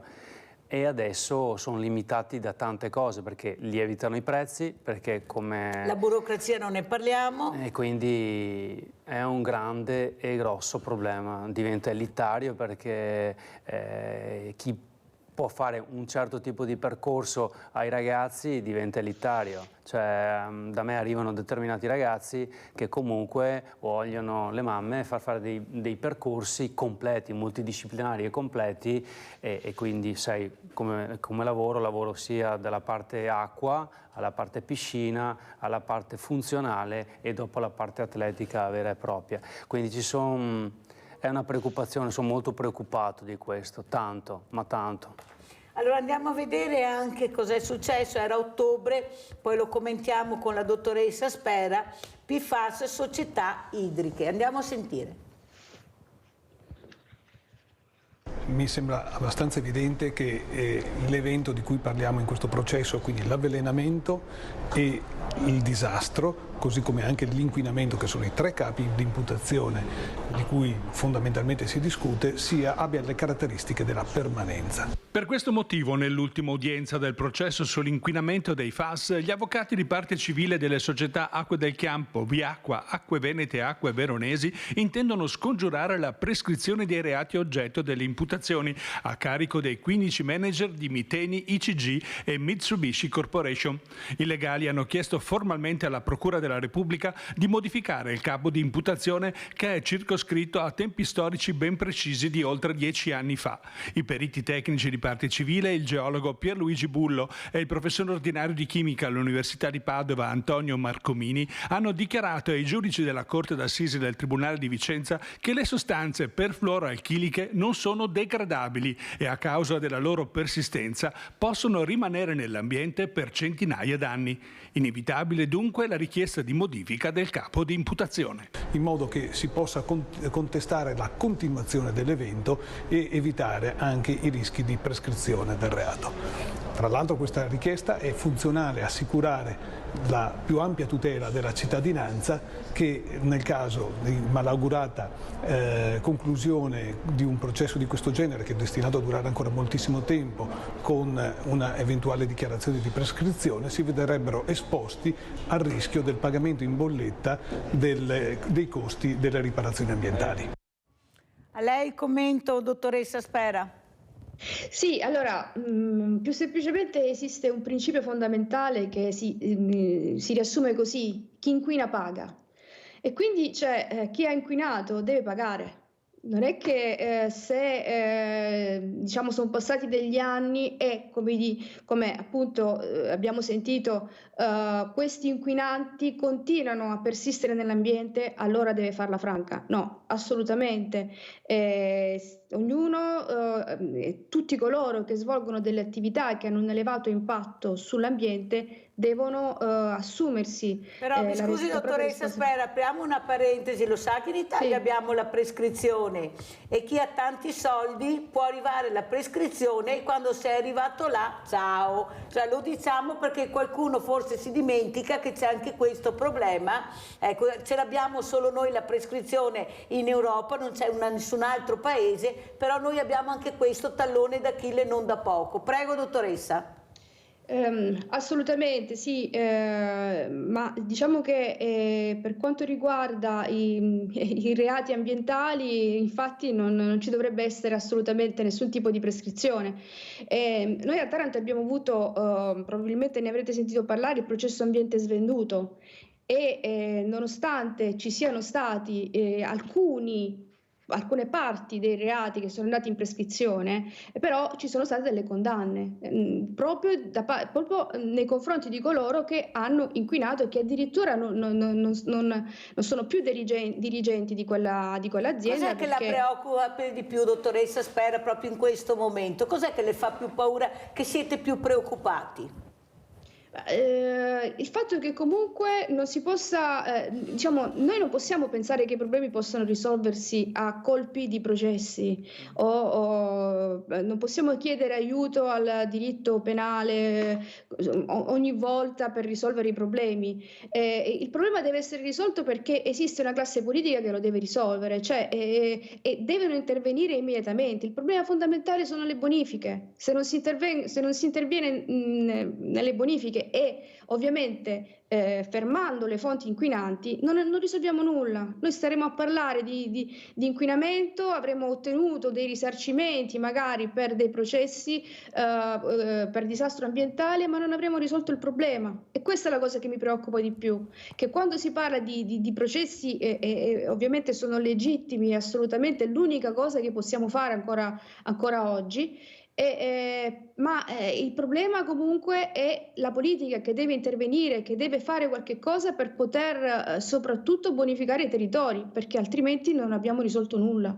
Però dottoressa, quello che non riusciamo a capire è che questi politici sono genitori, sono padri, madri, nonni, come mai non intervengono? Cioè non può essere sempre il discorso ci vuole una montagna di soldi per bonificare, ha detto lei, chi ha sbagliato paghi, facciamo pagare chi ha sbagliato, non si fa neppure quello. Ma allora c'è proprio, come ho detto all'inizio, una superficialità perché non conoscono, non vogliono ascoltare, sentono ma non ascoltano, perché non c'è una risposta, ma qui c'è una sicurezza a livello nazionale che dovrebbe interessare tutta la politica. Assolutamente, sono pienamente d'accordo e io credo che ci sono degli interessi diffusi a livello e delle commistioni, chiamiamole così, tra politica e industrie che non devono essere sottovalutati assolutamente.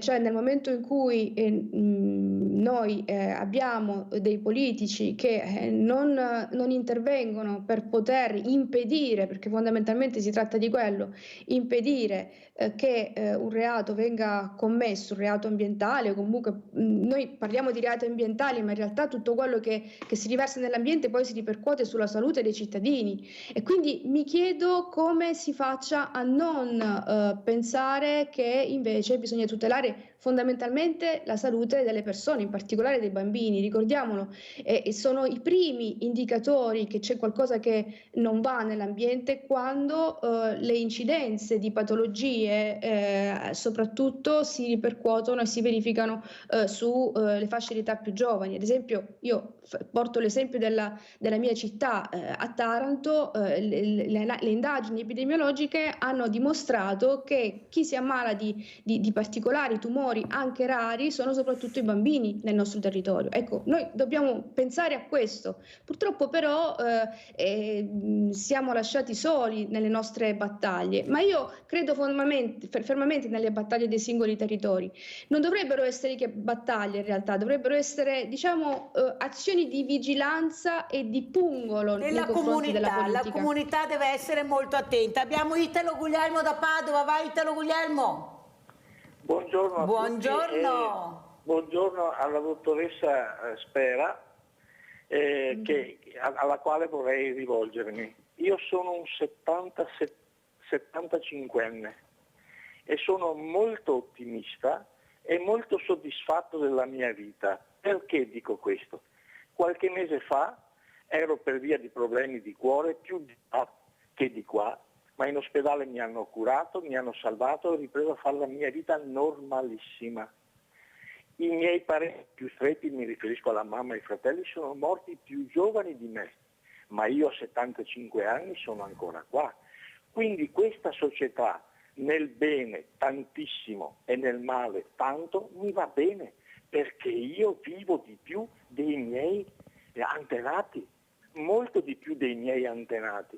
Mio nonno è morto in guerra che aveva 30 anni, mio papà è stato ferito in guerra che ne aveva 40, io in guerra non ci sono mai andato, sono soddisfattissimo della società, perché io vivo bene, non mi manca niente, l'ospedale mi ha curato, mi ha salvato, vado in farmacia, vado a fare la spesa, vado dal negoziante, trovo tutto quello di cui ho bisogno, sono soddisfattissimo della società, perché sono ancora qui, sono al mondo e ho 75 anni e i miei familiari a 75 anni erano già da qualche altra parte, capisce? Dobbiamo dare messaggi positivi, non sempre soltanto messaggi negativi, perché non ne capisco lo scopo, ma denunciare cosa? Denunciamo le cose belle della vita, non le cose brutte, ne abbiamo piene le scatole delle cose brutte, abbiamo bisogno di cose belle, vi prego, cambiate la vostra mentalità, è una mentalità, mi scusi dottoressa, lei è anche una addetta ai lavori, è una mentalità patologica. Questa è la verità, perché siamo tutti capaci di detestare il male, di dichiararlo. Cerchiamo di fare il bene del male. Lei stessa cambi lavoro e vada a fare un lavoro per cui protegge l'ambiente. Non possiamo fare queste critiche qualunquiste, perché sono addirittura nauseabonde. Sono stanchissimo di sentire la gente che si lamenta. Io voglio sentire gente che è felice della vita che fa e che non attribuisce agli altri la responsabilità della propria insoddisfazione. Siamo noi gli agenti della nostra insoddisfazione, perché vuol dire che non abbiamo imparato a vivere. Scusatemi, ma dovevo dirvele. Abbiamo sentito le tue riflessioni, giustamente come è giusto sentirle. Prego, dottoressa Spera. No, io volevo dire che il Signore è fortunato, nel senso che sicuramente il fatto che negli anni la scienza abbia fatto progressi, perché si è allungata, no, l'aspettativa di vita, eccetera, ma appunto proprio perché diventiamo anche più anziani, facciamo anche in tempo ad ammalarci di varie patologie. Ecco perché poi, diciamo, la statistica rispetto alle patologie tumorali è aumentata soprattutto perché è aumentata, diciamo, l'arco di vita in cui noi viviamo. E certo, bisogna parlare di cose positive, assolutamente. Diciamo che però non possiamo far finta di non denunciare appunto i fatti negativi. Purtroppo oggi è così, purtroppo oggi vediamo spesso situazioni in cui anche l'inquinamento ha delle conseguenze sulla vita delle persone e non possiamo girarci dall'altra parte, cioè non si denunciano i fatti positivi, dei fatti positivi si parlano, le denunce si fanno solo dei fatti negativi e vanno assolutamente fatti con l'occhio positivo. Il mio occhio positivo è questo, il mio occhio positivo è bonificare, cioè nel senso che alla fine qua se bonifichiamo si sta tutti meglio e soprattutto un concetto fondamentale è non pensare soltanto a se stessi, perché forse è questo che fa la politica. Penso adesso ci sono io qui al governo, domani non ci sarò più, faccio quello che devo fare giusto perché adesso ci sono qui io, adesso io sto bene. Invece no, bisogna vivere anche in prospettiva, nella prospettiva di voler lasciare un mondo migliore ai nostri, diciamo, ai nostri figli, a quelli che verranno dopo di noi. Per me, io ho una gioia di vivere, una voglia di vivere, che è proprio quello che mi porta a fare quello che faccio, a combattere per l'ambiente, a parlare di questo e a denunciare le cose negative, proprio perché amo la vita e mi piace la vita.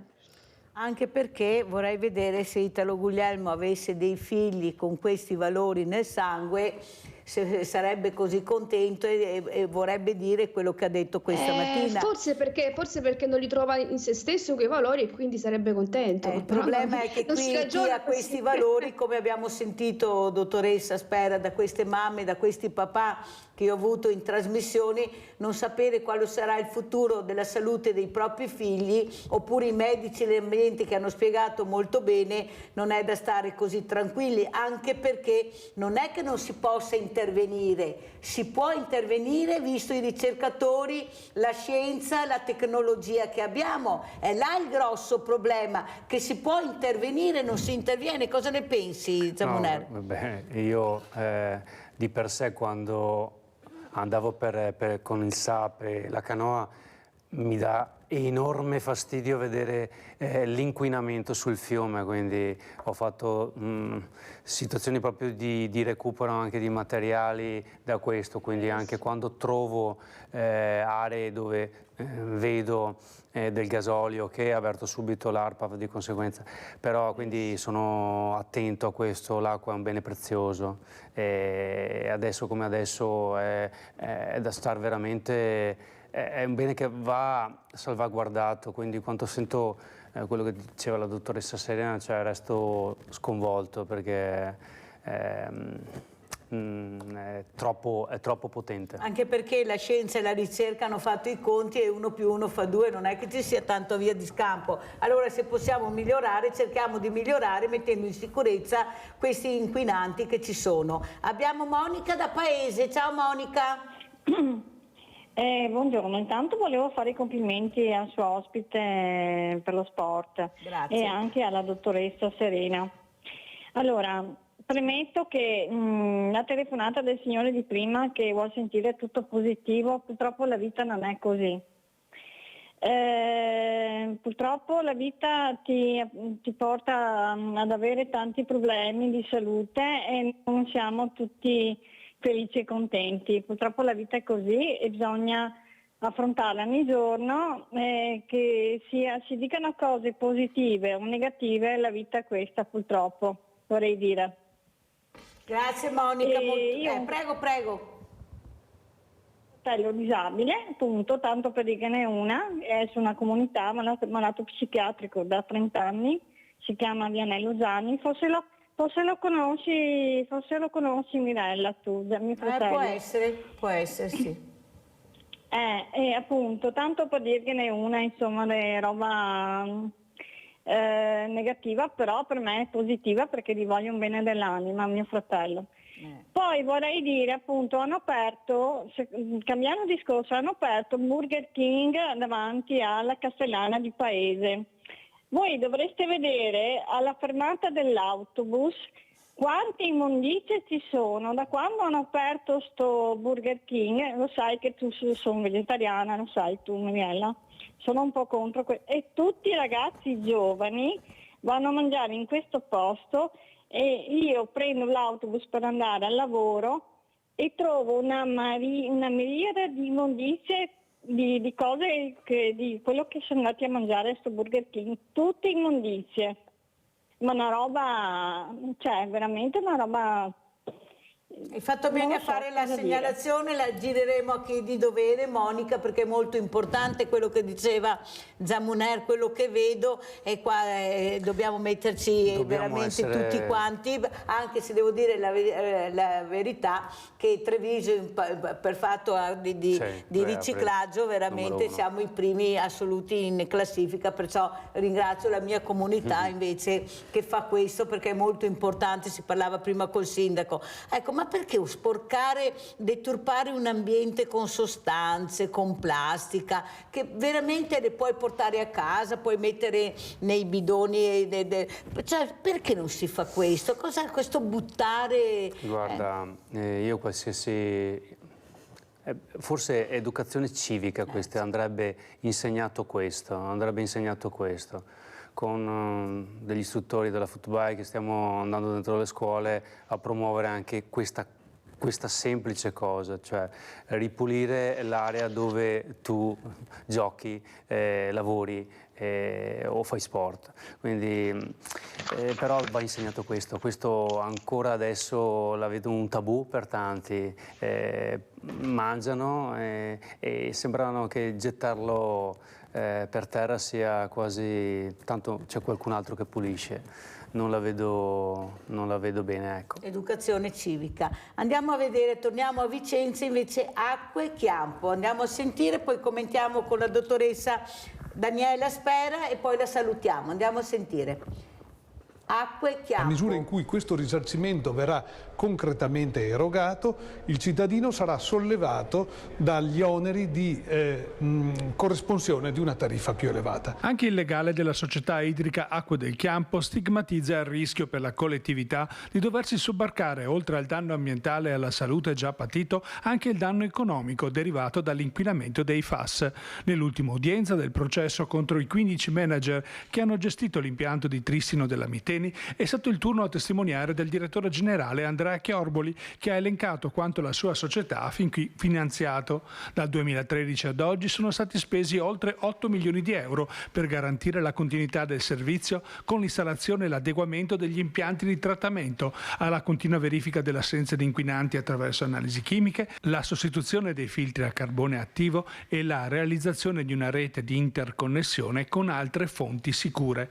Un piano programmato fino al 2029 per un costo complessivo totale di 37 milioni di euro. Un'attività condotta in sinergia con la Regione Veneto e gli altri gestori che si sono costituiti parti civili e che stanno rendicontando ai giudici l'oggettivo danno economico. La prospettiva che questi costi vengano riversati sugli utenti è una prospettiva che acquisterà concretezza soltanto nell'ipotesi in cui gli imputati e i responsabili civili non dovessero, come invece viene chiesto in questo processo e come viene chiesto attraverso le nostre costituzioni di parte civile, risarcire integralmente il danno. Allora, dottoressa Spera, come commenta e come ci saluta? Prego. Ma io commento così che spero davvero che tutte le mamme, tutte le parti civili possano riuscire ad ottenere un risarcimento, perché questo è fondamentale. Questo significa un primo passo verso l'ottenimento della giustizia, perché fondamentalmente si sta parlando di giustizia ambientale, giustizia per tutti gli esseri umani e per l'ambiente. E quindi faccio un in bocca al lupo a tutte le mamme, a tutti i cittadini che comunque vogliono continuare questa battaglia. Noi continueremo a vigilare soprattutto nel far capire alle persone e ai giovani anche che il rispetto dell'ambiente è prima di tutto rispetto verso se stessi. Se proprio non vogliamo metterla sul piano della collettività, mettiamola così, che è prima di tutto rispettare se stessi. Grazie, grazie. Salutiamo la dottoressa Daniela Spera, Rete Nazionale Mamme da Nord a Sud, che stanno combattendo per queste sostanze terribili, cancerogene, che sono i PFAS. Grazie veramente, dottoressa Spera, grazie, un grande saluto, un grande abbraccio, pubblicità.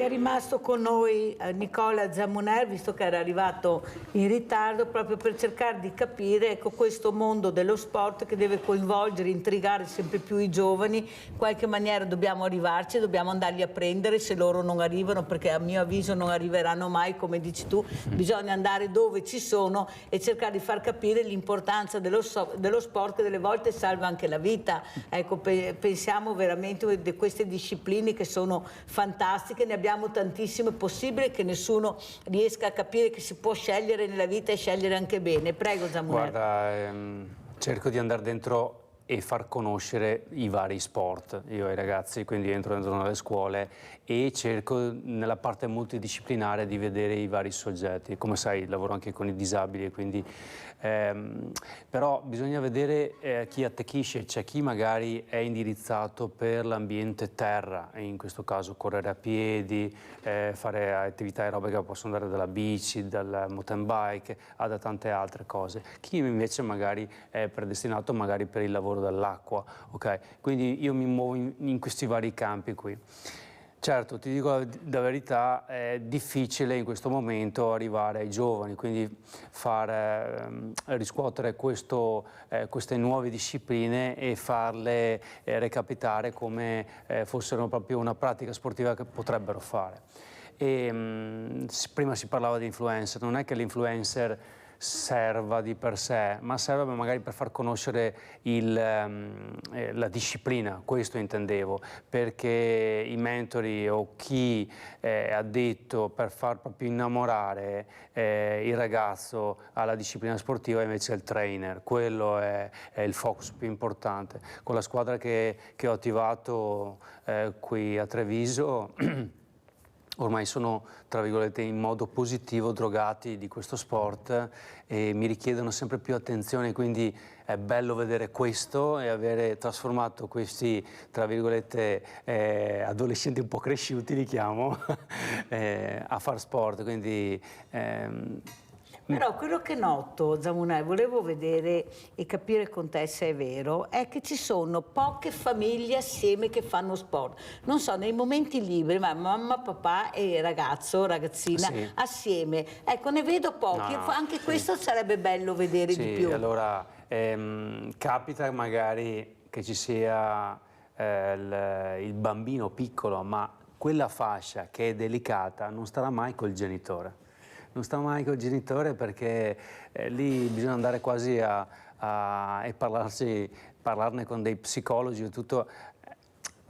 Tra virgolette odiano quasi il genitore, quindi tendono a fare delle cose per conto loro. Vedi che in questo caso l'arte viene fuori, la musica viene fuori, in quelle aree di adolescenza che sono importanti. Quindi anche la musica, ripeto, sono attento a tutto, mi piace qualsiasi...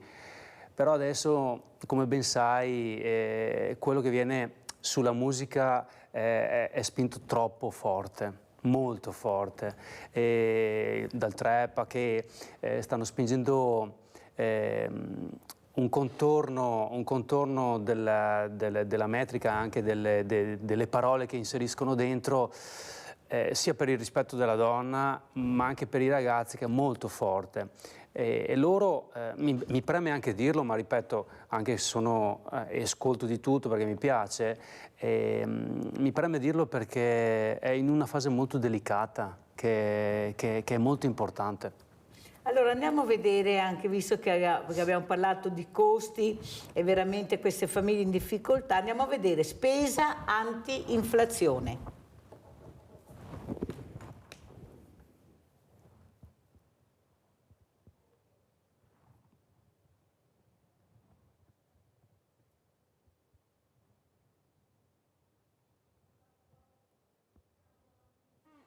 Adesso dovrebbe partire. Allora, intanto che parte Zamuner, ecco, cosa dicono ad esempio le famiglie che arrivano a te? La prima cosa che chiedo è cosa costa, quanto mi costa? Sì, sì, io cerco di andare incontro anche alla famiglia perché è opportuno questo e quindi cerco di arrivare a più persone abbassando anche proprio la spesa per tutti, quindi più siamo, più si spende poco, è una cooperativa alla fine. Bisogna fare rete, bisogna fare squadra. Andiamo a vedere spesa anti-inflazione. Da ieri nei supermercati aperti anche di domenica e oggi in tutti i punti vendita che aderiscono all'iniziativa del governo trimestre anti-inflazione, tra gli scaffali appaiono questi cartellini ad indicare i prodotti i cui prezzi sono ribassati o bloccati per 3 mesi appunto, nonostante i rincari. Una misura voluta dall'esecutivo per aiutare le famiglie in un momento in cui il carrello della spesa è sempre più caro. Questo è l'elenco di market e farmacie aderenti, consultabile sul sito del Ministero delle Imprese e del Made in Italy. Domenica, primo giorno effettivo, è stata una giornata impegnativa, molti clienti non avevano le giuste informazioni e si aspettavano lo sconto del 10% sull'intera spesa. Abbiamo passato il tempo a spiegare loro come funziona, ci racconta la dipendente di un supermercato. Ma i trevigiani che sono andati a fare la spesa in queste ore hanno visto da vicino l'iniziativa attraverso i cartellini inseriti tra le corsie e c'è chi scopre lo sconto guardando lo scontrino all'uscita dal centro commerciale. Ha avuto un risparmio? Penso di sì, sì. Lo sapeva di questa iniziativa del 3 mesi? Sì, l'avevo sentito. C'erano un po' di sconti oggi. E ho visto i prezzi ribassati, sì. Ben venga, visto quanto costa fare la spesa oggi. Visto il periodo, ben venga sempre. Ho visto che erano parecchi, infatti ne ho approfittato. Deve rinunciare a qualcosa ultimamente per riuscire a quadrare i bilanci? Senz'altro sì, non si può mantenere il ritmo precedente, bisogna cambiare passo. Visto sconti? Sì, all'emisfero del supermercato. Conviene, è una cosa buona? Sì, conviene. Perché costa sempre di più fare la spesa? Sì, dipende poi ovviamente i posti. Sarebbe utile, così vanno incontro anche le famiglie più bisognose. Direi. Anche perché costa sempre di più fare la spesa? Sì, decisamente di più. Vicentini che fanno fatica ad arrivare a fine mese, al punto che il 25% riduce addirittura le spese alimentari, è quanto risulta da una ricerca della CISL.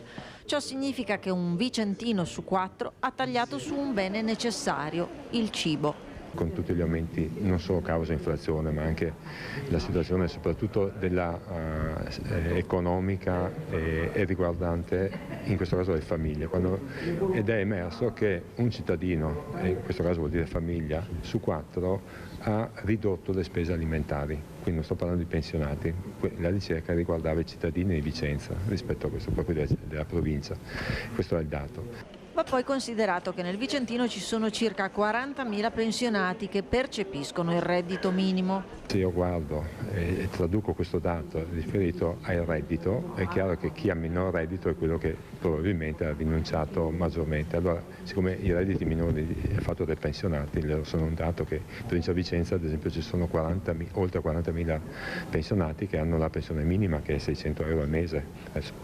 Per cui è chiaro che queste persone forse sono le prime che hanno rinunciato alle spese alimentari. La conseguenza è che ad essere messe in secondo piano siano anche le spese sanitarie da parte di chi ha minori possibilità. Chi non ha le risorse per andare nel privato sta in lista d'attesa, ma col rischio che quella lista d'attesa in qualche modo arrivi tanto dopo che lui ha bisogno di curarsi. Allora Zamunera, abbiamo sentito questa preoccupazione: dove si taglia nel cibo. È bello quando si sente dire dovete mangiare bene in salute. Sì, un litro di olio extravergine di oliva, se lo vuoi buono, costa 13-14 euro. Allora se vogliono spiegarci chi ha la possibilità di mangiare bene e chi no, forse veramente io capirei di più, anche perché, e devo ringraziare veramente tutte le persone che anche ieri hanno portato tantissime cose al Banco Solidale, e devo dire che portano delle cose buonissime, ottime. Vi farò vedere anche i filmati, soprattutto anche frutta e verdura che non manca mai nella nostra borsa. Come commenti questo servizio, Zamunera? Guarda, anche la frutta e verdura è aumentata. E adesso la carne, vabbè, idem, e quindi bisogna stare attenti a come mangiamo.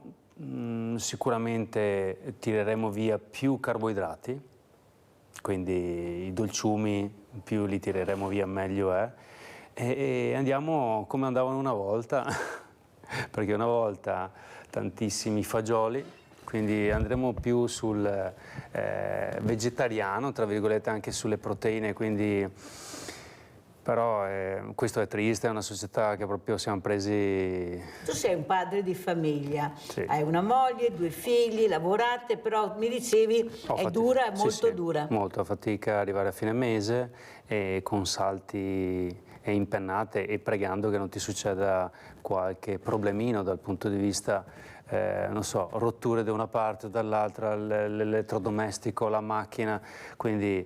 È molto dura, quindi mi preoccupo. Ti dico, stiamo facendo studiare mia figlia, all'università è tutto con veramente enormi, ma dico enormi sacrifici, cioè, non è semplice, però cosa fai? Cosa chiederesti tu, ad esempio, alla politica, sia come, diciamo, come sportivo, ma anche come padre di famiglia? Ecco, questi costi anche delle scuole, delle università, perché tutto costa, non è che costa solo l'università, certo. La scuola in generale costa, tutti quanti in difficoltà. Ecco, fare sport costa, anche se è stato inserito nella Costituzione. Cosa chiederesti, Siamo Zamunera? tutti in difficoltà, anche gli imprenditori sono in difficoltà, non è che è tutta una società che proprio stiamo arrivando al collasso, quindi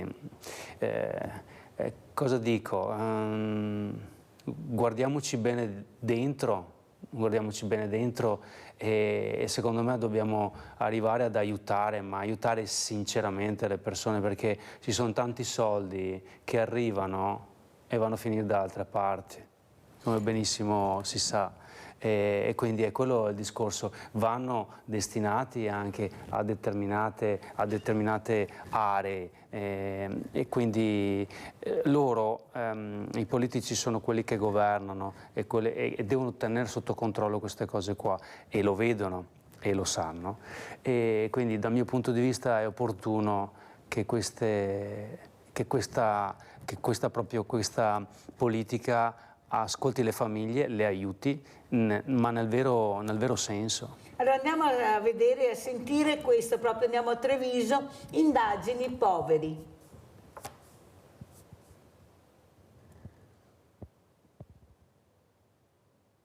Un lavoratore in vigilanza full time porta a casa tra i 1.200 e i 1.300 euro al mese, con un orario di lavoro a 40 ore settimanali, lavoro notturno ovviamente perché si svolge prevalentemente nell'arco di tempo che va dalle 22 alle 6 del mattino. Indebitati pur lavorando è la situazione di tanti lavoratori anche del mondo del terziario. Ad impoverirli l'inflazione che ha eroso i consumi, ma anche contratti mai adeguati se non addirittura pirata. Secondo l'indagine redatta dalla categoria Filcams, tra i lavoratori più poveri ci sono i camerieri, gli addetti alle pulizie delle cooperative, i vigilantes. Questi ultimi con contratto nazionale appena rinnovato, ma sul quale serve portare avanti una battaglia per adeguare la retribuzione all'inflazione. Non dimentichiamoci che in Italia non esistono ad oggi strumenti legislativi per contrastare e adeguare gli stipendi all'aumento dell'inflazione. Questo può avvenire solo con i contratti collettivi nazionali, che sono uno strumento importantissimo, fondamentale da preservare e che in qualche modo pensiamo che possono essere garantiti e ulteriormente rafforzati da una legge che introduca un minimo orario come una legge sul salario minimo. Per difendere queste categorie i sindacati hanno convocato uno sciopero a sostegno di quello regionale fissato per il 24 di novembre in Veneto. Si fermeranno i lavoratori il 22 dicembre per 8 ore. Il 17 novembre invece le categorie della CGIL, del settore pubblico e degli appalti sciopereranno a 8 ore, questo per le leggi sul diritto di sciopero nel settore dei servizi pubblici che seguono una disciplina a sé, e come categoria, quindi come Filcams CGIL, abbiamo invece promosso una data di mobilitazione unitaria insieme a CISL e UIL, quindi patrimonio di tutte le organizzazioni sindacali, per il 22 dicembre con 8 ore di sciopero per il terziario e per il turismo. Allora adesso andiamo a Roma e ci colleghiamo col professor Luciano Giovanni Greco, professore associato di Scienza delle Finanze all'Università di Padova. Veramente grazie professore di essersi collegato con noi. Allora dal suo osservatorio, vediamo se sta arrivando, se è già collegato. Allora professore, cosa ci dice del suo importante osservatorio? Com'è la situazione in Italia, nel nostro territorio? Prego, a livello economico naturalmente. Buongiorno, innanzitutto scusate se si sente un po' disturbato, ma sono all'università, quindi... Allora, la situazione generale del Paese è un po' peggiore di quella che era prevista qualche mese fa. Il peggioramento è dovuto essenzialmente al protrarsi della situazione di incertezza sul fronte dell'inflazione e quindi ai rischi sempre più pressanti di stretta creditizia. Quindi le imprese stanno registrando difficoltà nell'accesso al credito e quindi questa cosa sta rallentando necessariamente gli investimenti.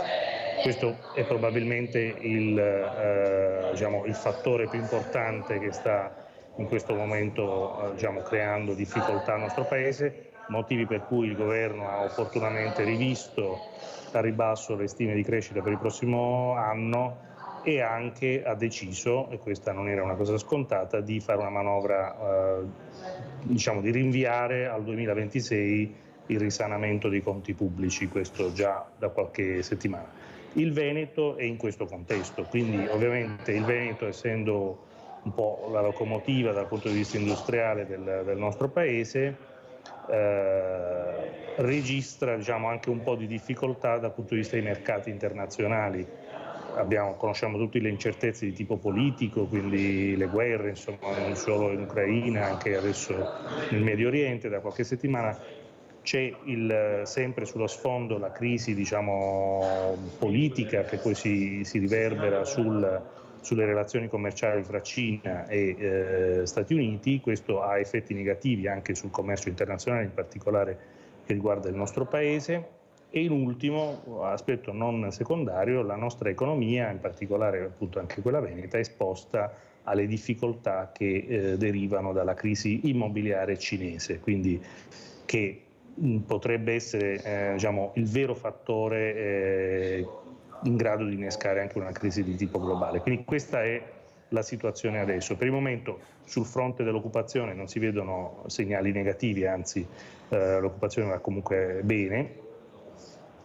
E quindi insomma c'è da aspettare. Professore, è vero che l'occupazione va bene a detta degli addetti ai lavori, ma sono gli stipendi che non vanno bene, professore. Allora come facciamo a sopravvivere, non più a vivere? Io ho un banco solidale, perciò oggi è aperto e ne so qualcosa, questa povertà che aumenta, che non sono più i barboni che arrivano a questi centri, ma sono famiglie che non ce la fanno più arrivare neanche alla prima settimana del mese, perché tra affitti e bollette già i soldi sono finiti. Il problema è che non riusciamo a capire perché si parla di grandi opere costosissime in un momento dove il nostro paese veramente avrebbe bisogno d'altro, avrebbe bisogno di assistenza alle persone, avrebbe bisogno di una sanità molto più pubblica che privata, avrebbe bisogno di case, avrebbe bisogno di tante cose. Si sente parlare di Ponte di Messina, della pista da bob, delle guerre, delle armi, ma i diversamente giovani che sono a casa, visto che è un popolo che sta anche invecchiando e abbiamo una denatalità che fa paura, e dice ma di cosa stanno parlando? E noi? Cosa ci dice, professore? Quindi non è tanto dei problemi della congiuntura che lei vuol sapere, che è la prima domanda che mi ha fatto, ma dei problemi strutturali del paese, cioè quello che mi ha descritto è il nostro paese, cioè nel senso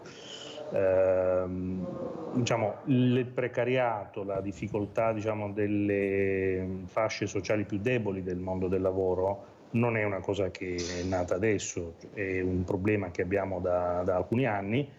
Si è ovviamente accentuata negli anni già prima del Covid, e all'uscita dal Covid il motivo per cui adesso morde di più di prima è che nonostante una diciamo, tenuta dei salari nei settori, diciamo, in diversi settori dell'economia, l'inflazione corre di più, quindi soprattutto le fasce sociali più deboli, soprattutto i settori più esposti alla precarietà, quindi per esempio settori logistica, i settori, diciamo, dei servizi, diciamo, dove c'è parecchio, quindi dico pulizie per fare un esempio, insomma, quindi servizi, diciamo, che vengono esternalizzati dalle imprese o anche dalle pubbliche amministrazioni. In questi settori ovviamente il fatto che gli stipendi comunque tengano un pochino non ha recuperato, non implica il recupero dell'inflazione. In alcuni settori si attende il rinnovo dei contratti di lavoro, eccetera. Quindi il vero dato, il motivo per cui quel quadro che ha fatto lei, che è un po' il quadro però del nostro Paese, potrei dire negli ultimi 15-20 anni, quindi non è un quadro. Sì, ma il problema è che non miglioriamo, rimaniamo là, professore. Gli stipendi sono fermi da 15 anni, come dice lei. Però. Abbiamo Giulia da Venezia, professore, poi continuiamo, se non mi cade la linea. Vai Giulia, ciao. Sì, Mirella, ciao. Ciao. Buongiorno a tutti e anche agli ospiti che hai là. Io, Mirella, mi senti, vero Mirella? Sì. Sì, volevo Mirella parlare di prima che c'era la dottoressa là del PFAS. La dottoressa Spera. Sì, e niente volevo dire Mirella, e dopo mi riferivo alla telefonata del signor Italo là. Perché Mirella, io dico, anch'io ho compiuto 75 anni, ho vissuto 5 anni più di mia mamma che è morta a 70, però Mirella io non penso per me, perché dico che ne hanno parlato anche l'altro giorno dei PFAS, Mirella, guarda che sono in aumento i tumori alla prostata, tumori ne hanno trovati non so quante persone che hanno questi PFAS nel sangue. Però io non penso per me, Mirella, perché dico sempre a 75 sono arrivata, sarà quel che Dio vorrà, però penso per i miei nipoti, Mirella, per i giovani, per tutti quei bambini che nascono, cosa gli lasciamo nelle loro mani? Allora non è che perché io ho vissuto di più devo distruggere questo ambiente. Perché, Mirella, io mi domando, i politici che ci sono non hanno proprio voglia di fare, Mirella. Perché guarda che adesso, fino adesso, hanno fatto 0, sotto 0, anzi meno di 0. Ecco. Perché, Mirella, non c'è voglia di fare. Qua nel nostro Veneto, che sono qua i PFAS da noi, i nostri politici quante volte hanno parlato di questi PFAS? Cosa hanno fatto? Niente, Mirella, sono parole e faranno ancora parole finché, non so, questa gioventù si ribellerà, perché abbiamo visto ieri, Mirella, anzi voglio dire 2 parole anche per il papà Gino là. Ci vorrebbe là, Mirella, a Roma, tanti papà Gino, perché lui ha tutto addosso, c'ha la verità, l'umiltà e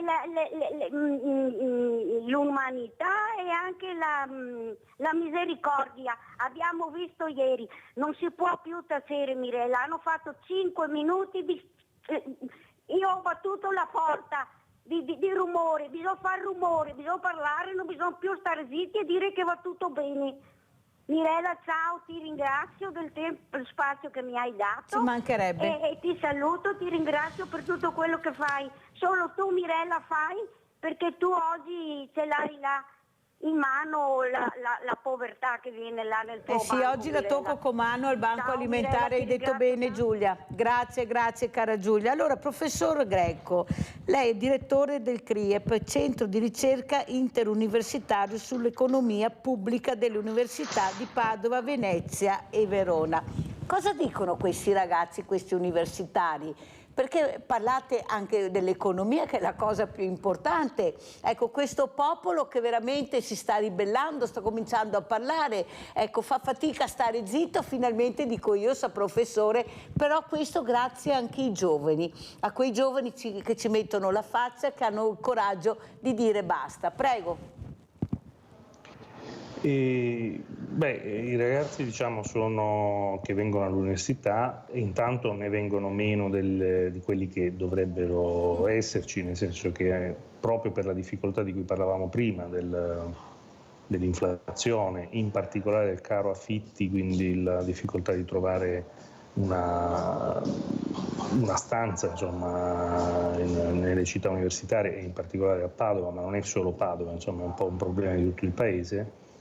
Quindi il problema i ragazzi lo vivono sulla propria pelle, nel senso che, a parte chiaramente le fasce sociali più agiate, quelli che riescono ad andare all'università comunque si confrontano con un gravissimo problema, diciamo, intanto di alloggio, e abbiamo visto tutte le proteste dei mesi scorsi, ma anche proprio di costo della vita. Quindi di questi temi, devo dire, in maniera molto pacata ne discutono, quindi ogni tanto ci sono le proteste che abbiamo visto, eccetera, che però sono sempre molto, dico anche per fortuna, insomma, abbastanza pacate. È vero. Però il problema è drammatico, nel senso che comunque non riuscire a seguire le lezioni perché gli alloggi costano tanto è un po' il fallimento del diritto allo studio.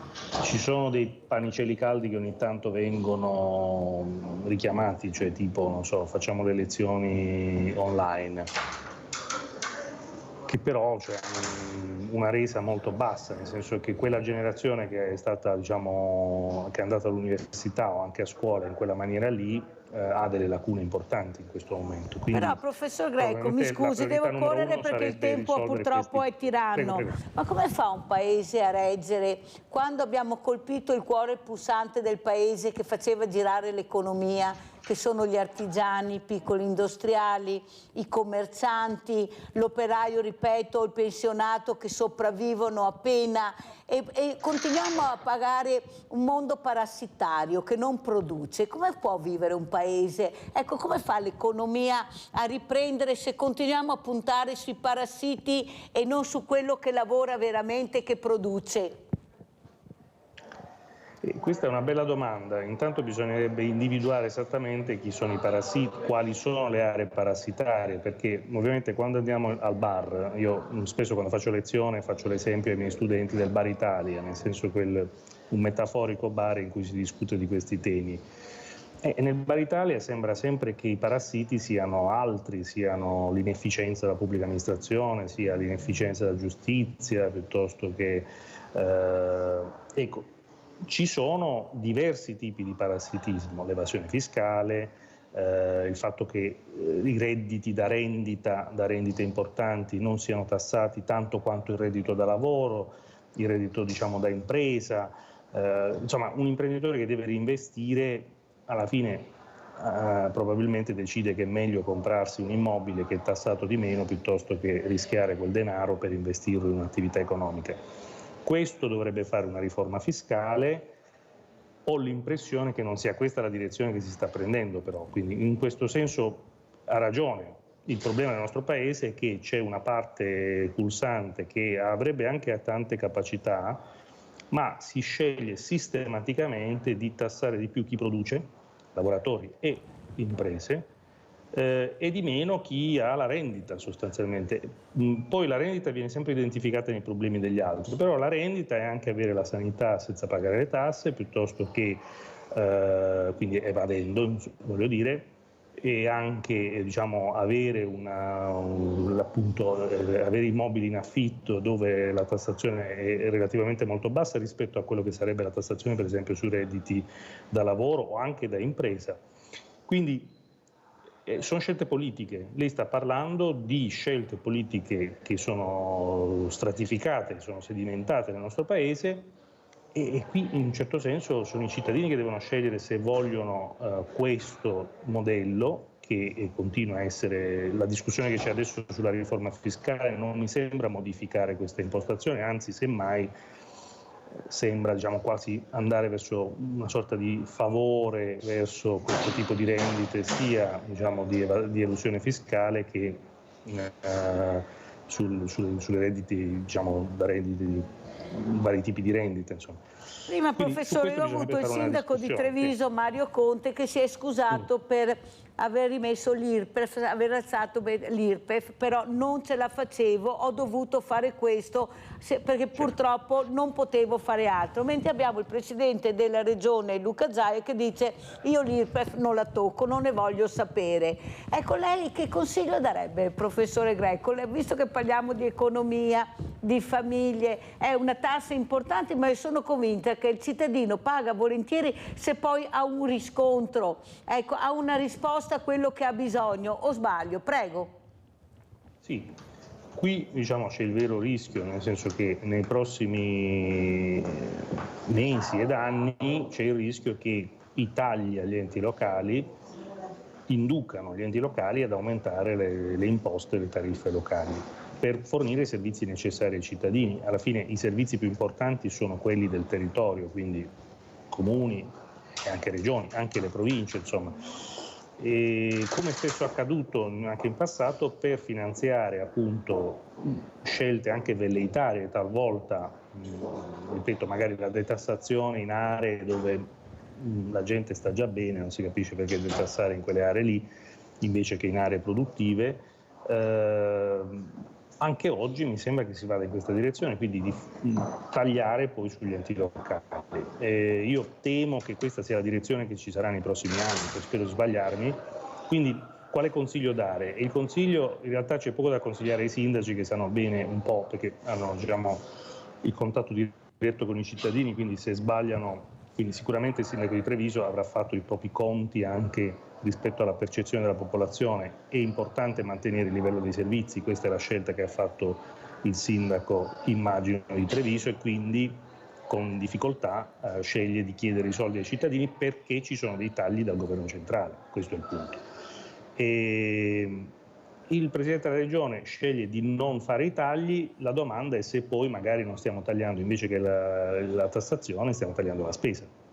Perché se poi per non aumentare l'IRPEF riduciamo la spesa sanitaria, aumentiamo le liste, diciamo, le code per i servizi sanitari, riduciamo la presenza della medicina di base sui territori, insomma bisognerebbe fare un ragionamento anche di questo genere. Io ho l'impressione che la scelta, cioè il Veneto è un'eccellenza in ambito sanitario, la scelta di non introdurre l'IRPEF potrebbe a lungo andare avere effetti negativi, diciamo, di non introdurre l'aliquota regionale, scelta reiterata sempre appunto dal Presidente della Regione nelle varie legislature che si sono succedute, però io credo che anche i cittadini stiano percependo una tendenziale riduzione della qualità dei servizi e questo sarebbe un peccato perché, ripeto, il Veneto nonostante tutto è un'eccellenza nazionale dal punto di vista sanitario, quindi questo sarebbe un po' grave. Allora io ringrazio veramente tanto di essersi collegato con noi il professor Luciano Giovanni Greco, professore associato di Scienza delle Finanze all'Università di Padova, direttore del CRIEP, Centro di Ricerca Interuniversitario sull'Economia Pubblica delle Università di Padova, Venezia e Verona. Bisogna spiegare bene, capite bene che ospiti abbiamo, addetti ai lavori seri, concreti e dobbiamo ascoltarli perché veramente andiamo a scuola con queste persone, impariamo molto e forse capiamo anche come dovremo muoverci in futuro. Ringrazio anche tantissimo veramente Zamuner, Nicola Zamuner, atleta di calibro mondiale, trainer e anticipatore di sport di tendenza. Grazie anche a Zamuner, grazie. La pubblicità.